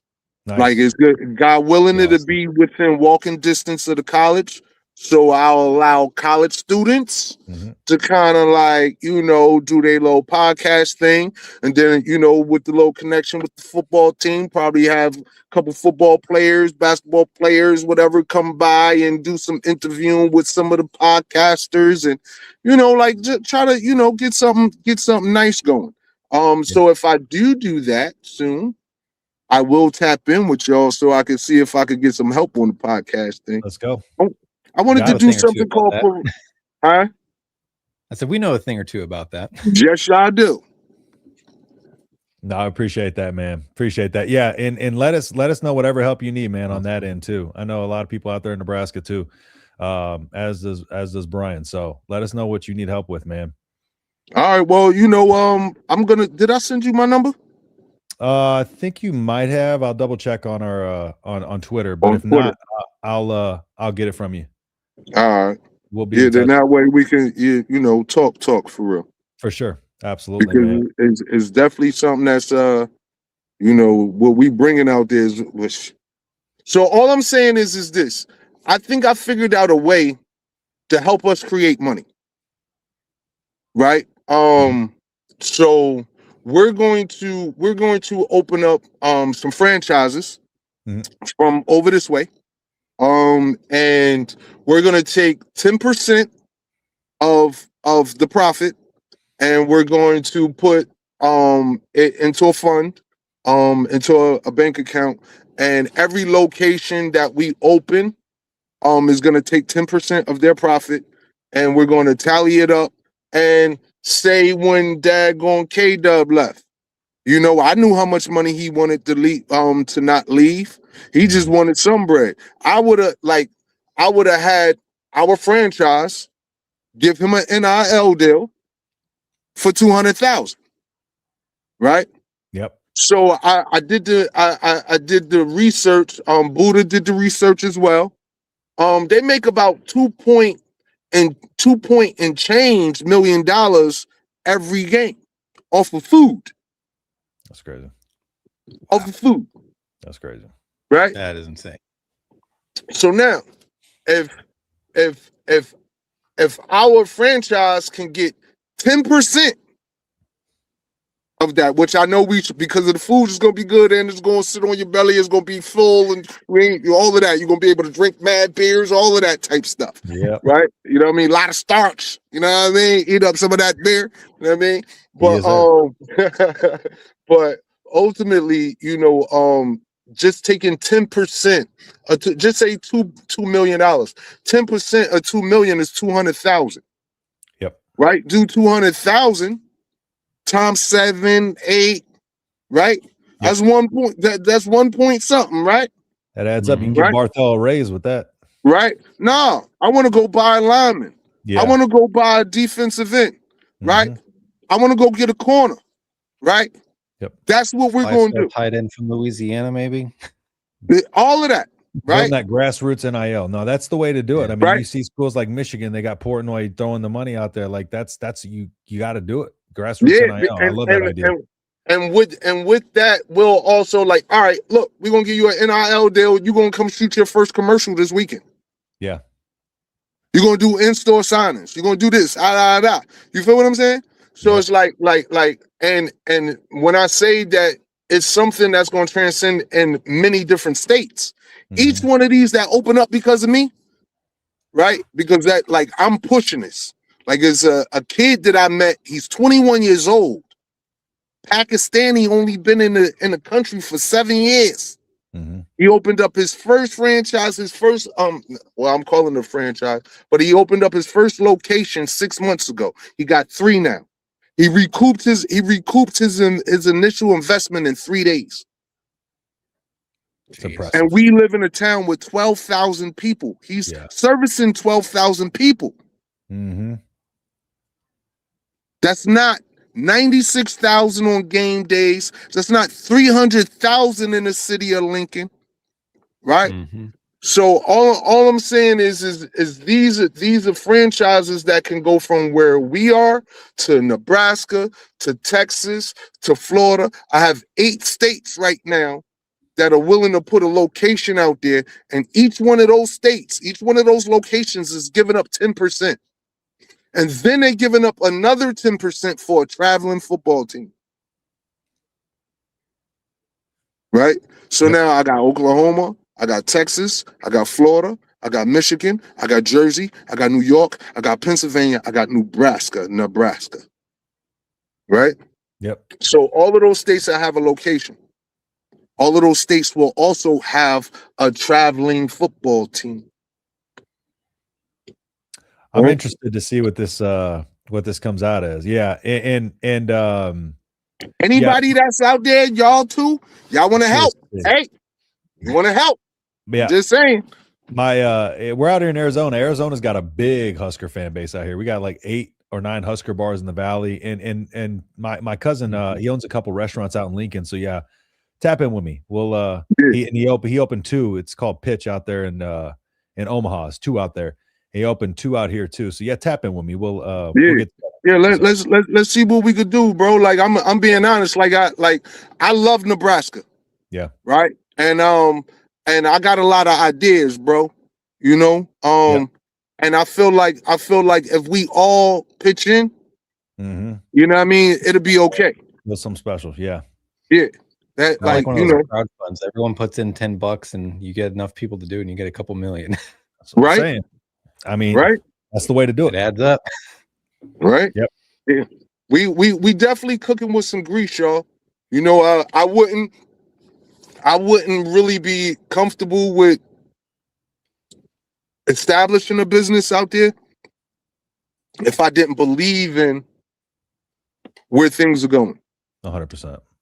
Right? It's a big investment personally, just to be willing to put that out there. Yeah.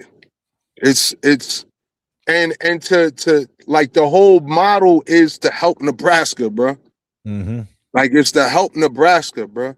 Like I walked across the street. So I'm from here. I didn't expect like to see homeless like I seen in Nebraska, bro. Like we're about to like we love Nebraska. We're about to do some things. You know what I mean? Like we got connections where we can help get some of them daggone homeless people up off the street. You feel what I'm saying? Yeah. Like please believe Nebraska. I do. My family believes. We believe enough to try to help the economy, the community value, and everything in Nebraska. I think the biggest proof of that is Makai is playing there, you know, and that wouldn't be the case if you didn't believe in it, you know. Well, some people will still be there. Yeah. Right? Because of the way the world is right now. Right? But ultimately, like when you see people like Trey doing what he doing, when you see Tay doing what he doing, you know, when you hear like I'm trying to link with Nebraskans. Yeah. Like I'm gonna bring some of my family from here to help out there because of, you know, a family business, but I really rather partner with people from Nebraska. For sure. Because Nebraska, people know what Nebraska needs. Yeah. I'm just a battery. I'll help you go get it. Tell me what it is, and I'll help you go get it. Yep. You feel what I'm saying? Yep. Like nah, man. Y'all told me y'all needed a dope running back. I brought him to y'all. I'm just saying. Hey, we're ready for that breakout next year, man. We are ready. So, man, we always love talking to you, brother, man. We really, really appreciate you calling in and giving us your perspective, because there's a few comments in here too. I'll get into them. He said, I'll admit I've doubted the team, especially this last season, if things didn't go well. So at the end, but Mr. Nelson, you opened my eyes. I'll definitely give these players a chance. That's from Mike. And then David says, Mr. Nelson, keeping it real as we needed this as fans, most respect, brother. So appreciate you fellas. A lot of people out here listening. We appreciate it. And we'll spread your message too. You know, we'll put it out on Twitter and stuff like that too. And just let people know it's going to be all right. You know, it's going to be all right. We're going to be just all right. Let them boys a little bit, man. You ain't got to like them, but love them a little bit. Yeah, you know what I'm saying? They'll do good things. They'll do good things if you do. Yeah, they'll do. Yeah, that's it, man. The encouragement, man, go it go a long way, man. Yeah. Go a long way. And we got some dudes on our team. You know what I mean? They're dealing with all of the different changes, right? Because Matt Rule is trying to give people their spaces to do their thing. Because it's not like nobody that Matt Rule had with him didn't have a great resume, right? You know, so it's just that in what's going on, he needs things that happen faster and he needs things that happen differently. Yeah. Right. So he has to keep alternating pieces because the fans on his heels, right? First and foremost, I'm gonna take the fans out of there. He's on his heels. You feel what I'm saying? Every time he wake up in the morning, he see them little girls. That is on his heels. Yeah. Right? Because he's trying to make a living for them, right? Yeah. He's trying not to keep moving. Right? So it's like, you know, he doing a lot of things. So it's a lot of moving parts, y'all. A lot of moving parts. Give us another season or two. Yeah. And I think it's another just came. I think it's another thing too that I bring up a couple times is Matt Rule, like he's learning this transfer portal stuff he was in the NFL. And like he had to figure this NIL stuff out too. So he's learning the business like as he goes at a university like Nebraska, where they're like we need this met now, 3-year turnaround, better turn this around in year 3. And when he came on, one of his first press conferences, like, this is what you hired me for. You didn't hire me, to win in year 1. You didn't hire me to win in year 2. You hired me to turn this thing around long term. So, I believe it's going to happen. I just believe that we just really got to like bear with what's going on. Yeah. And I know it's easy for me to say to certain people because I haven't been a Husker fan all my life. But I feel like I have because my kid is a player. Yeah, you got a different level there when your son's playing though too. That's a different level of passion that we don't understand. It's different, right? So now like when he in there and he's doing this or this happened wrong or this happened right, like we feeling those highs and lows differently than the fans. But we feeling it. It's not like we not feeling it. You know what I mean? Matt is feeling this stuff. It's not like he's not. It's just that he's feeling it differently. He can't sit there and waddle in the mess, right? Because all he gonna do is keep getting messy. He gotta get up out of the mess, right? While everybody else is stuck in it. And then, kind of move on and plug in the pieces that he needs to. Yep, absolutely. Brian, I'm echoing again. You want to back out, come back in one more time? We're at the 1:30 mark, so yes. 1:30, yeah, never fails. Well, I'm glad I could help y'all get some more time on, baby. Hey, that should run it up a little bit. Hey, we appreciate that. We've been waiting on a good call, man. I was like, people are afraid to call in. I'm telling you. I think don't be scared to call in. Call in. Time, man. But it's all good fun, man. And yeah, we really appreciate you calling in, man. We got to get you back on a Tuesday show too, so we can kind of structure it and get you on here and get more of your thoughts, man, and kind of pick up where we left off for sure. Yeah, no, I'm definitely with it, y'all. I appreciate y'all allowing me to come on and and share my thoughts with y'all, man. Like I don't really go on too many shows. Y'all show really the only show that I actually spoke on. Hey, we appreciate I'll comment on other shows and stuff, but I don't be calling in. Like I rock with DB real heavy. Like I'll be texting them and all of that. But I don't call a show. I like the breakers, Steven Sipple. You know what I mean? Early break. Yeah. Look, I love them so much, right? That when we first was going out there, like I'm Muslim. And they be on there, they be like, hash holes, right? All of that type of stuff, right? Yeah. So I was like, yo, Makai, I'm about to get you popping. You know how I'm about to get you popping, Buddha? He said, how you gonna do that? I said, yo, we gonna go to the early bird. Yeah. And what I'm gonna do is I'm gonna have y'all filming it. And when the waitress come out, she gonna ask me what I want. I'm like, hash holes. And all y'all say hash holes too. right? Yeah. You know what I mean? Like, Yeah. and do like a little commercial for them. You feel what I'm saying? And send it to them and all of that. Like, but then I found out that it had pork in it, so I couldn't do it. Yeah. No, man, we can't tell you much. We appreciate you calling in, man, and sharing your thoughts. Because, like, again, I feel like this needs to happen a lot more, where a lot of fans get to know a little bit more behind the scenes, not only with the players, but with the parents of the players as well. Because y'all have an intimate knowledge that we don't have, and a perspective that we don't have. And I appreciate that your perspective is always like, it's not, you don't blow smoke up our asses. You know, you come on here and you tell it like it is, and that's what we appreciate more than anything too. So. Because it doesn't make sense to lie, right? It makes sense to tell the truth. That way things could be clearer. 100%. You feel what I'm saying? Like, we need things to be clear. I need us all to be on the same page, the same way we be in there when we be at the daggone games and all of that. You feel what I'm saying? On third down and all of that, right? I need that to be in the off season too. I need that to be all the time, because no matter what, at some point in the day, one of those players, it could be a good player, right? That's not even being talked about. He could hear some negativity about one of the players that he's cool with, and it could set him off in a negative mood for the rest of the day. Like, we can't do nothing right for these people, and and all of this and this and that. And it's just like, dang, man. Like, just, I understand, be frustrated, but let it go. Let it go. Yeah.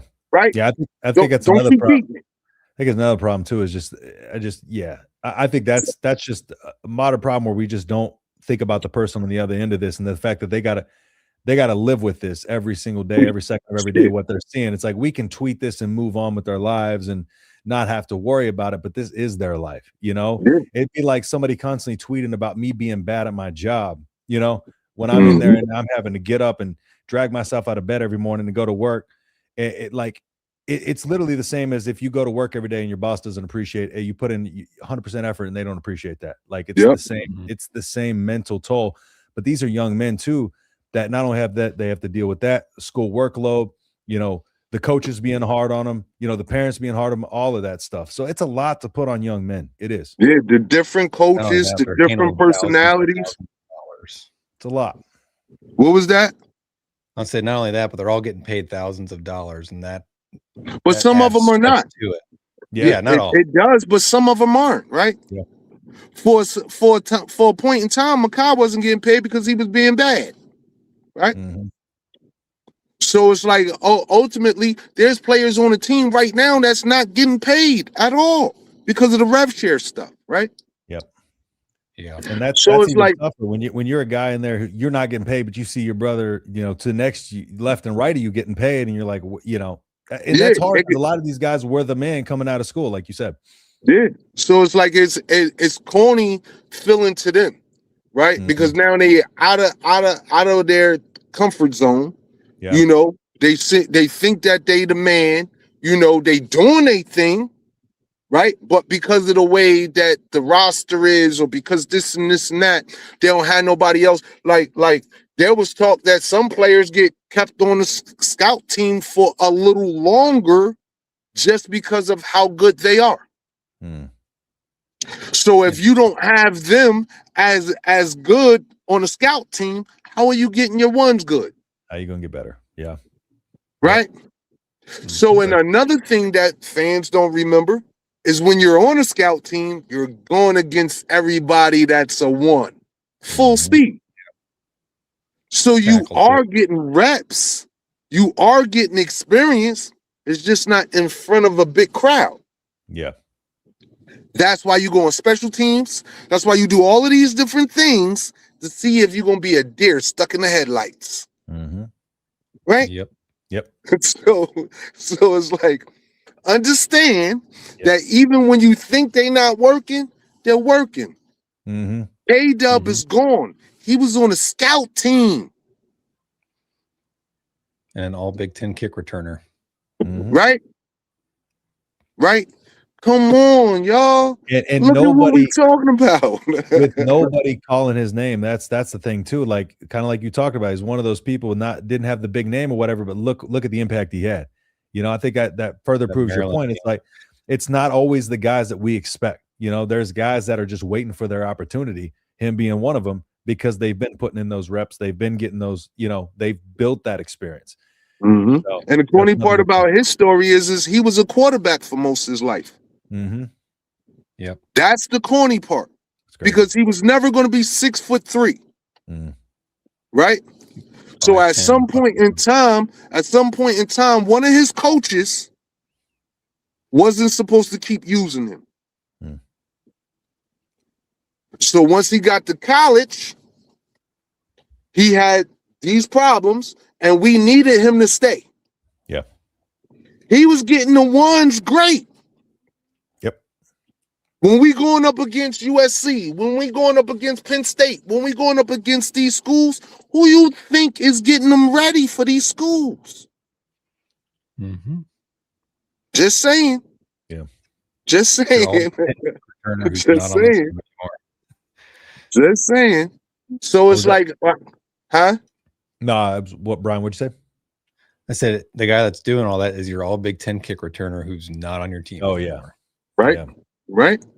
So it's like there's a lot of things that we want, but we don't understand really what's going on. It's a lot of talent there. It needs to be sorted out. Yep.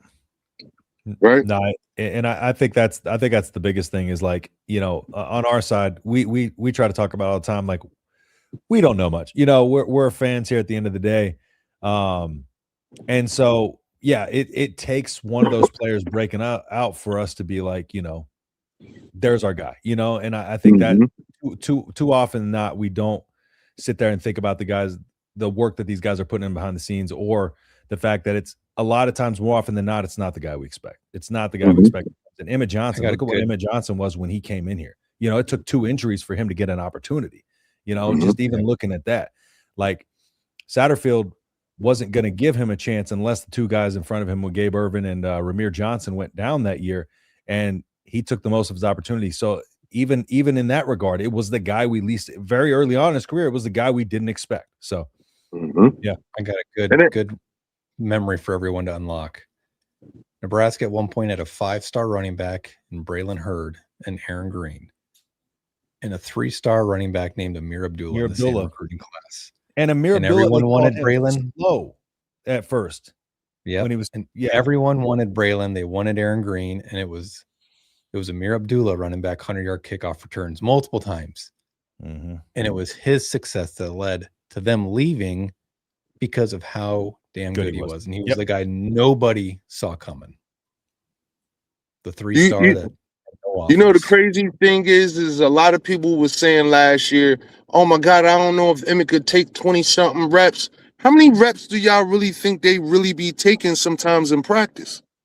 50 or 60. A lot. Right. Yeah. So it's like I know we playing against somebody else, so it's like the temperament and the movement, the speed, and all of that is going to be a little different, right? Because you got the adrenaline, you got all of these different things. But if you practice the way you play, right, playing it just becomes practice. Yep. Right. So it's like if they're putting them through that rigmarole already, they know that these boys could carry the ball. They knew Emmett could carry the ball 30 times. He was doing it already. At some point in time, he was doing it already, whether it was when he was on scout team, whether it was when he was on second string, no matter when it was, he got those reps. Those boys are getting reps. That's why they don't have anybody else in that room. O-line is going to come up. D-line is going to come up. Wide receiver room is great.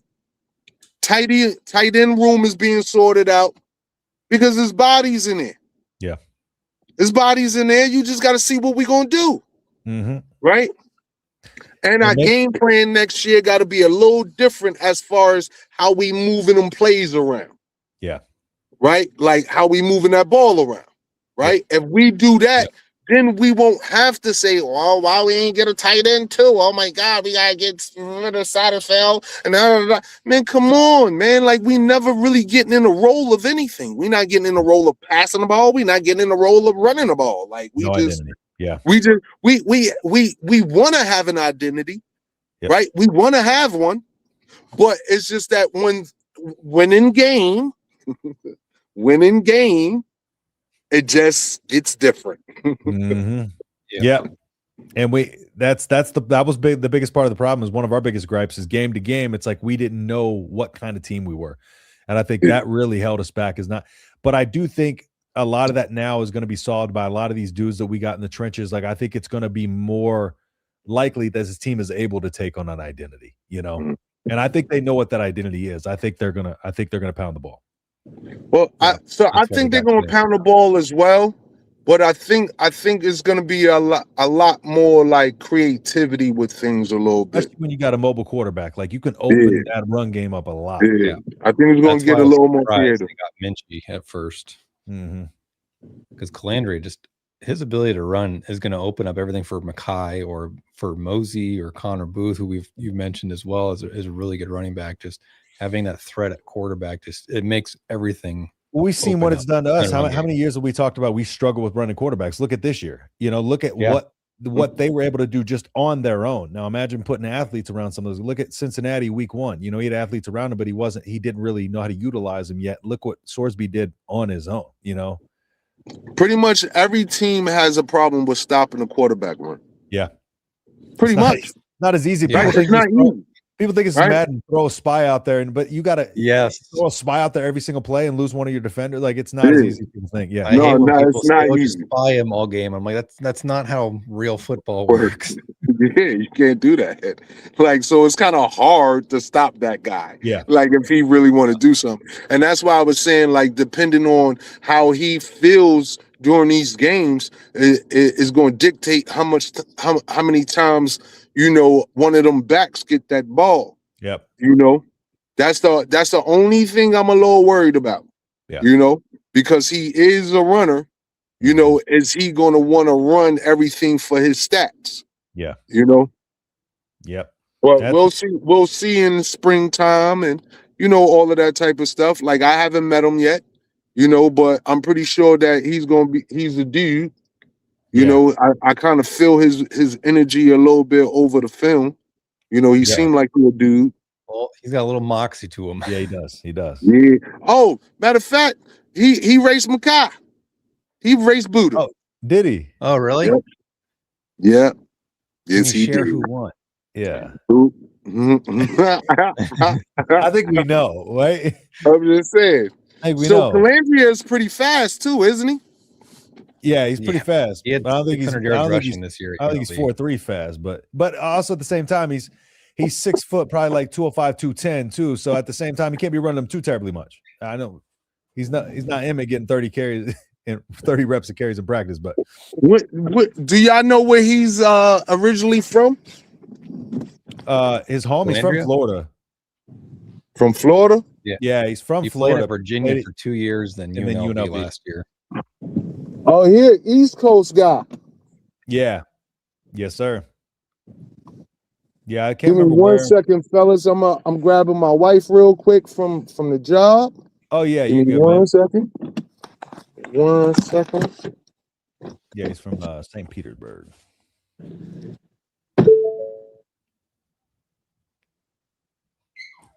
So hear my impromptu interview has gone freaking awesome. I know. It's always good time talking to him. I mean, he nailed it about the running back room last year, this year. But yeah, with Calandria, I don't know how much we can be running him. Just 6 foot, 210 pounds. I don't know much. I don't know if you want him toting the rock too terribly much, but you want to let him kind of get loose when he can. Out of curiosity, I will pull up his rushing stats from last year. Just the last couple of years, we can kind of get a gauge on how much he ran it every game. I think he ran it more at UNLV though. I did too. Let's take a look. So yeah, rushing attempts. He has quite a bit. Rushing attempts 13, 6, 11, 16, 11, 7, 13, 8, 4, 12, 3, 2, and 12. Yeah, 9. Calandria from the East Coast. Yeah, Florida boy. Oh, yeah. he got a lot of moxie in him. Oh yeah, yeah. He has that vibe of just like I describe it as just being a dude. Like he has that. He's like Braden Frager on the football team. Do what? Like Braden Frager on the football team almost. Yes, exactly. Like that. Yeah. A little motion. That's dope. That's dope. So yeah, we in for a treat then. Yeah. He from this coast. Oh yeah. Oh yeah. I pulled up he his coming rushing in with stats some grit. So is Ives. Ives is from Jersey, isn't he? Yeah, he is. Yeah, he got that grit. Definitely got that grit. But I think Calandria gonna give us a show. Yeah. He had 127 rushes this year, 128 the year prior, and 73 his freshman year at Virginia. So now imagine if Dylan would have had those carries. What would Emmett have? Man. Emmett had 251, so that we'll call it 100. If Dylan had that many carries, our offense wasn't getting nowhere. Yeah, I think the difference would be Calandria had 650 rushing, and Dylan would have had negative 650. Yeah. All I'm saying is it goes back to the point of if other people would have had more carries. Yeah. Yeah. Right. Mm-hmm. So if you take away 600 yards from Emmett, that becomes 1,800 yards now, right? Yeah. So that's all I'm saying. Right? Like so when we want things that happen a certain type of way, I'm gonna say it now. If Calandria has 140 something carries this season, I don't want to hear anything from anybody about no running backs. Yeah. No, that's a good point. Yeah. I don't think he will. He's 6 foot, 205 as a quarterback. I don't think you want him taking that many hits, but it's one of those things, like you said, we don't know till they get out there and we see kind of what, he might be one of those guys that just likes to call his own number a lot. You know, if it's not there, he can go. He from this coast, man. He a little tougher than what people might think. Yep. You feel what I'm saying? I'm just saying. Yep. He don't be running for no reason. He a little tough. Yeah, he is. I mean, yeah. He that could be a lethal duo, though. Him and Mackay could be a joy to watch. Yeah. If you can get 400 yards from Calandria and 8 to 12 from Mackay, I think you have a pretty good season. Oh no, we're gonna have more than 8 to 12 from Mackay. I just want to let y'all know that right now. 15, 20. Like he's going for at least 15 to 18. Let's go. I'm here for it. The way he ran the ball in the bowl game, I'm here for it. Yeah, like I told people last year about Emmett having a between 15 to 1,800 yards. He had that, but it was all purpose. Yeah. Right? Yeah. So he had 1,500 yards rushing and 500 receiving. Yeah. So he had 1,900 all purpose. 1,900 all purpose. Yep. Right. So it's like I'm just saying this season we're gonna have something like that again. And you know, it's as long as Calandria and him could work something out the right way, where Calandria could trust him to know that, all right, look, I don't have to sacrifice my body right now. I could give it to him, and he gonna do what I was gonna do or more. We gonna be fine. If we in game and Calandria feel like he got to take over, Mackay might only have 1,000 yards. Yeah. Yep. You feel what I'm saying? Yeah, I think it's one of those things too, where it's like he might have had to be that guy at UNLV, but yeah, I see what you're saying. It's like it's one of those things. It's like we don't know until he gets here just what kind of temperament he's got on the field, and he may just be feeling it and call his own number 15, 20 times. So, and you can't get mad if he doing his thing. No. Right? So it's like, you know, ultimately, like a win is a win. But when we, as fans, I'm just giving people a pre-warning now. It's not all he sucks and, oh, no, they can't run and, oh, no. No, it's none of that. It's the fact of that right now we got this guy feeling it and he's going to do his thing and let him cook. Yep. Right? Absolutely. So once he gets here and we see how he's going, please, fans, please give them a break if Calandria is running it like he does, because he's only playing the way that he plays. Yeah. And the way that fans were calling for, we wanted a mobile quarterback. We want a quarterback that can run. Yeah. So when we get that, we got that. keep the same energy. Can't complain. Yeah. Please Exactly. don't, because the numbers on the running back side is gonna dwindle a little bit. Yeah. Buddha is gonna do his thing. I remember I keep saying I gotta say Buddha. Buddha right not there no more. So yeah, Buddha, right, he may have some type of consequence if Isaiah Mosey or Jamal Rule, the same thing, may have some type of consequence if Calandria is feeling it. Yeah. You know? Yep.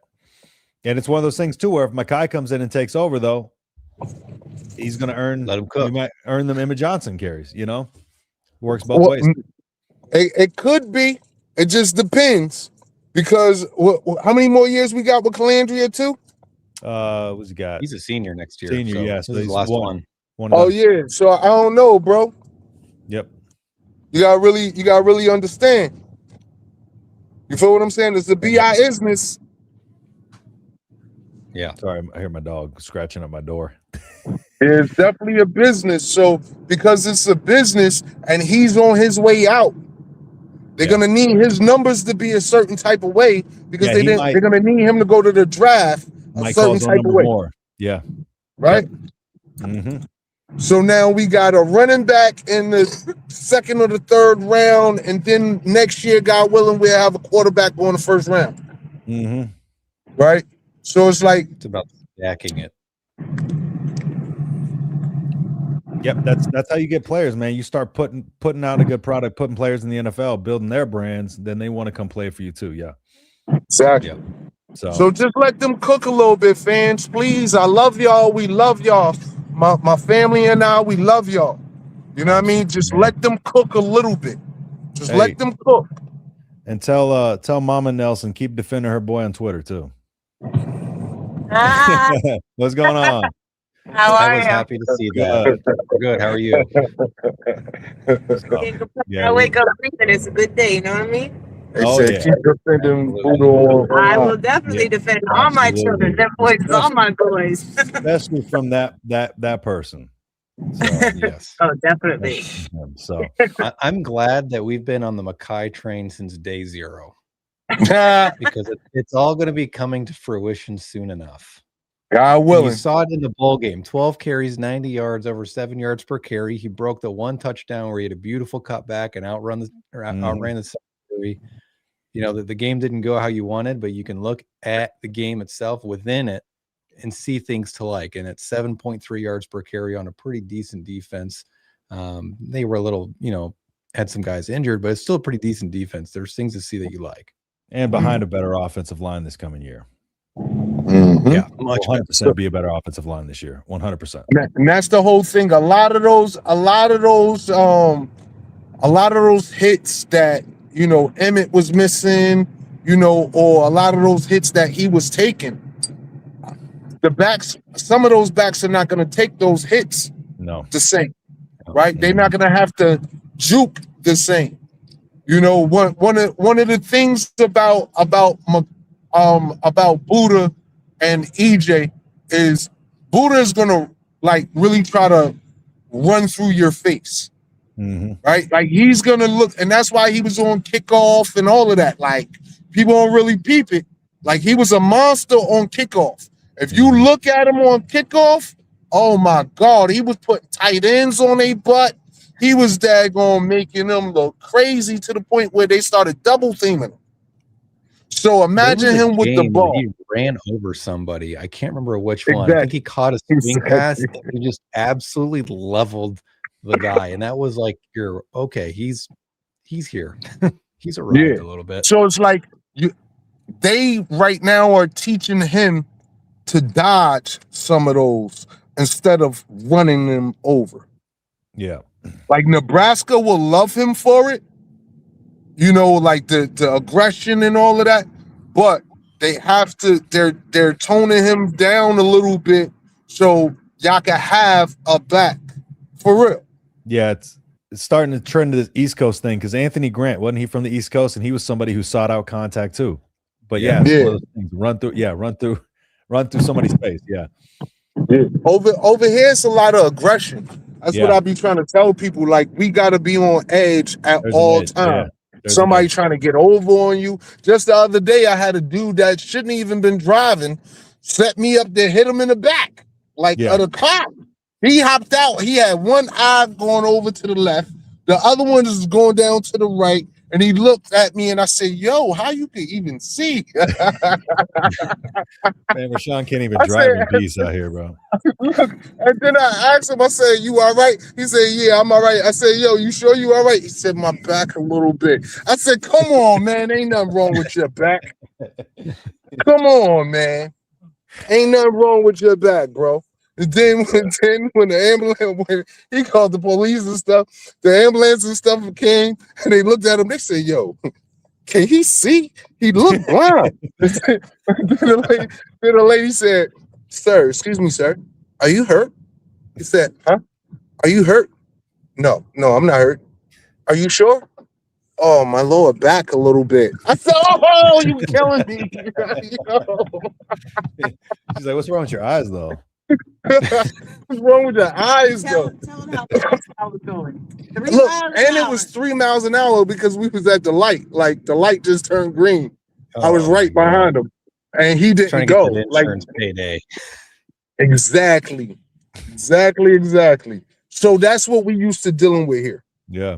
Right. So when you have people in Nebraska that's like, yo, like, I'll cook dinner, and you just like, what? You trying to poison me? Yeah. Right? Like we don't. Like, what are you up to? Like, what? Yeah, what you up to, right? And it's like, no, I'm trying to be nice. What? Nice for what? What? Am I dying? Like, what, you trying to kill me? Like, what's going on? Yeah. Totally. Yep. Yeah, man. Like, so ultimately that's why we like being out there, so we can relax. And that's what, like my wife said, that's why we like being out there, because it's different. Like, we don't have to like always be on guard. Yeah. You know? Yeah, it's weird though. It feels unsafe because, like, I not to like make about me or whatever, but I got PTSD from the military. I'm 100% disabled through the VA, so it's one of those things that it's like, if you, it feels. Thank you, man. I appreciate that, but it feels unsafe. Like, it feels unsafe to almost be nice to people or let people be nice to you.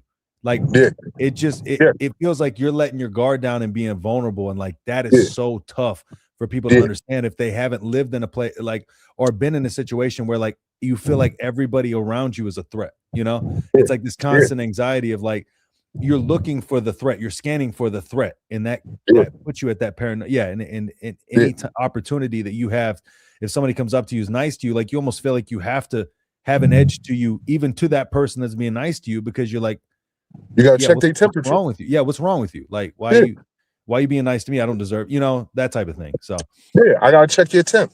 Yeah. You know what I'm saying? Like, hold up, player. I gotta check your temp. What's going on? You running hot? Like, what's up? That's why Vicky and Kyle are family now. And well, we shout out to Vicky and Kyle. You know what I mean? Our adopted Nebraskan family. You know what I mean? They actually took a trip with us out to the bowl game and everything. Nice. But we met a family through our nephew, and their daughter.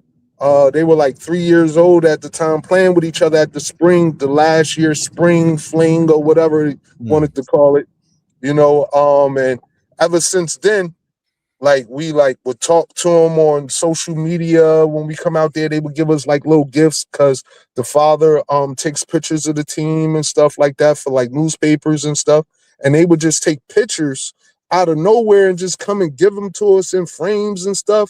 Like, it'd be pictures of like my wife and Makai hugging that we don't even know that they were taken, like, you know what I mean, with a professional camera. So like stuff like that is like, wait, you're a stalker? No, you just really nice. You feel what I'm saying? Weird, bro. Like you just really nice. Like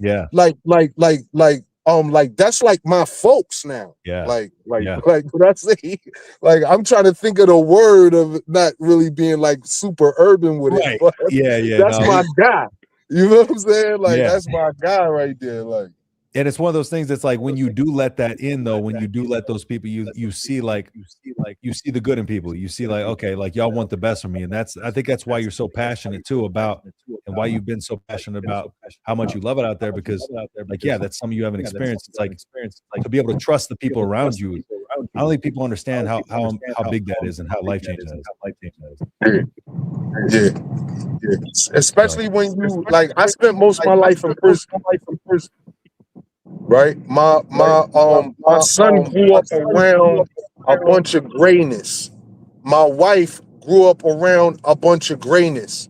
When we go out there, it's like we don't want to leave, but then we leave because we have to come back to reality, right? And then we see that side, and we just like, wait, hold up, like, nah, we really want that, like. We really want to be around those people. We really want those individuals in the network. That's simple. You know, those people, family, because not everybody that's family is blood. You know, and Kyle, Vicky, y'all blood, baby. Hey, Rashawn, man, we appreciate you're part of our family here too at the Voice College Football, man. We love having you on. Appreciate you, Justin. Appreciate you, Brian. Absolutely, Thank man. you, and we'll be in touch. Like I said, we'll get together and we'll talk a little bit on what you got going on in your end, and we'll get you some help too. Appreciate you, player. All right, brother. Thank you, man. I'll see y'all soon. Talk to y'all soon. Tuesday. How about that? How about Tuesday? All right. Hey, Tuesday. Come on. Let's go. We All got right. you. Talk to y'all soon. Peace. All right, y'all. Take care. Drive safe. Appreciate you. Good night, guys. Bye. Bye. Later. All right, man. I always love having him, man. So glad we were on Makai's train early because we did not get blasted in front of thousands and thousands on Twitter by mom. This is my favorite. This was my favorite Friday show we've done for sure. For sure. Yeah, an impromptu, like a 2-hour interview was pretty That's awesome. what I'm saying. Awesome. And we'll have him back on Tuesday. We'll have a little more structure too, and kind of pick his brain a little bit more. But I think the people got their money's worth today. You know, a lot more confidence going in this running back room, man. And again, it's we're two guys that are fans talking about it. Like, he knows the intimate details of that running back room. He knows the minds. He knows the attitudes that not only in the running back room, on that football team in general. So can't help but feel a lot better about it. Yeah, I agree.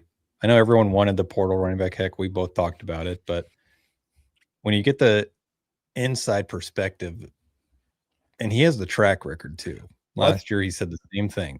Well, I think the biggest thing too, that what he talks about is true about that revolving door. You know, you get somebody in here, but you're going to run out one of these young cats that you just brought in, you know, and it does create that. And then you don't have that internal development where it's like, just let it play out, you know, let it play out. Let's see what we got before we keep plugging and playing. Cause then you're in that vicious cycle doing that year after year after year. So we want to talk about development. It's a developmental program under Rule. Let's see what he's developed, you know, and we trust Barthel too. Yeah, I trust him 100%. Barthel was the one guy that we said is probably the only underpaid coach on the staff. Yeah, he deserves a bigger pay bump than what he got. I don't know what he was making before. I think it was $25,350-ish. But you know what? Let's put on like, you know, $100,000 onto what he's making now. Call it good. Yep. But I liked Sean's point about like you could run away these players, and when you see them pop up a couple years later, and like, man, why wasn't they doing that here? First person I think of is Principal Umanmielen. Mm-hmm. He didn't lead the SEC in sacks, but he led Ole Miss in sacks. He had like 10.5 on the year. Yeah, it hits different here. He had half the sack for Nebraska. Yeah, it hits different hearing a player's name that was on your team last year get called in the college football playoff a lot, you know? Yeah. It's a little different. It's like, oh, wish we had them. Kind of like you were saying, wish we had them, you know, when they go off somewhere else. A good example. Yeah. Oh, man. Led the could have been. in What could have been with Wandell. All right. Well, what a show, man. It's been a fun one today. Been a fun one tonight. So all right, man. Anything else before we wrap up here? No, go Big Red. Thank you so much, Mr. Nelson. Mrs. Nelson, too, for joining in at the end. Yeah, awesome absolutely. From him and from her. Yep. Husker basketball. Road undefeated. tomorrow at 11 a.m. Tune in Tuesday. We'll have Mr. Nelson back on, talk some more Husker football, man. So y'all know that'll be fun. Absolutely. All right. Well, I appreciate everybody tuning in. If y'all haven't hit the like button, go ahead and listen to Nick here and hit that like button. We appreciate everybody for tuning in. And with that being said, we will see y'all on Tuesday. Peace. Gentlemen, what are we up to tonight? Did Brian accidentally? Yeah, I think you might have accidentally banned me, and that's really messed up, right? Are you running from the cops right now?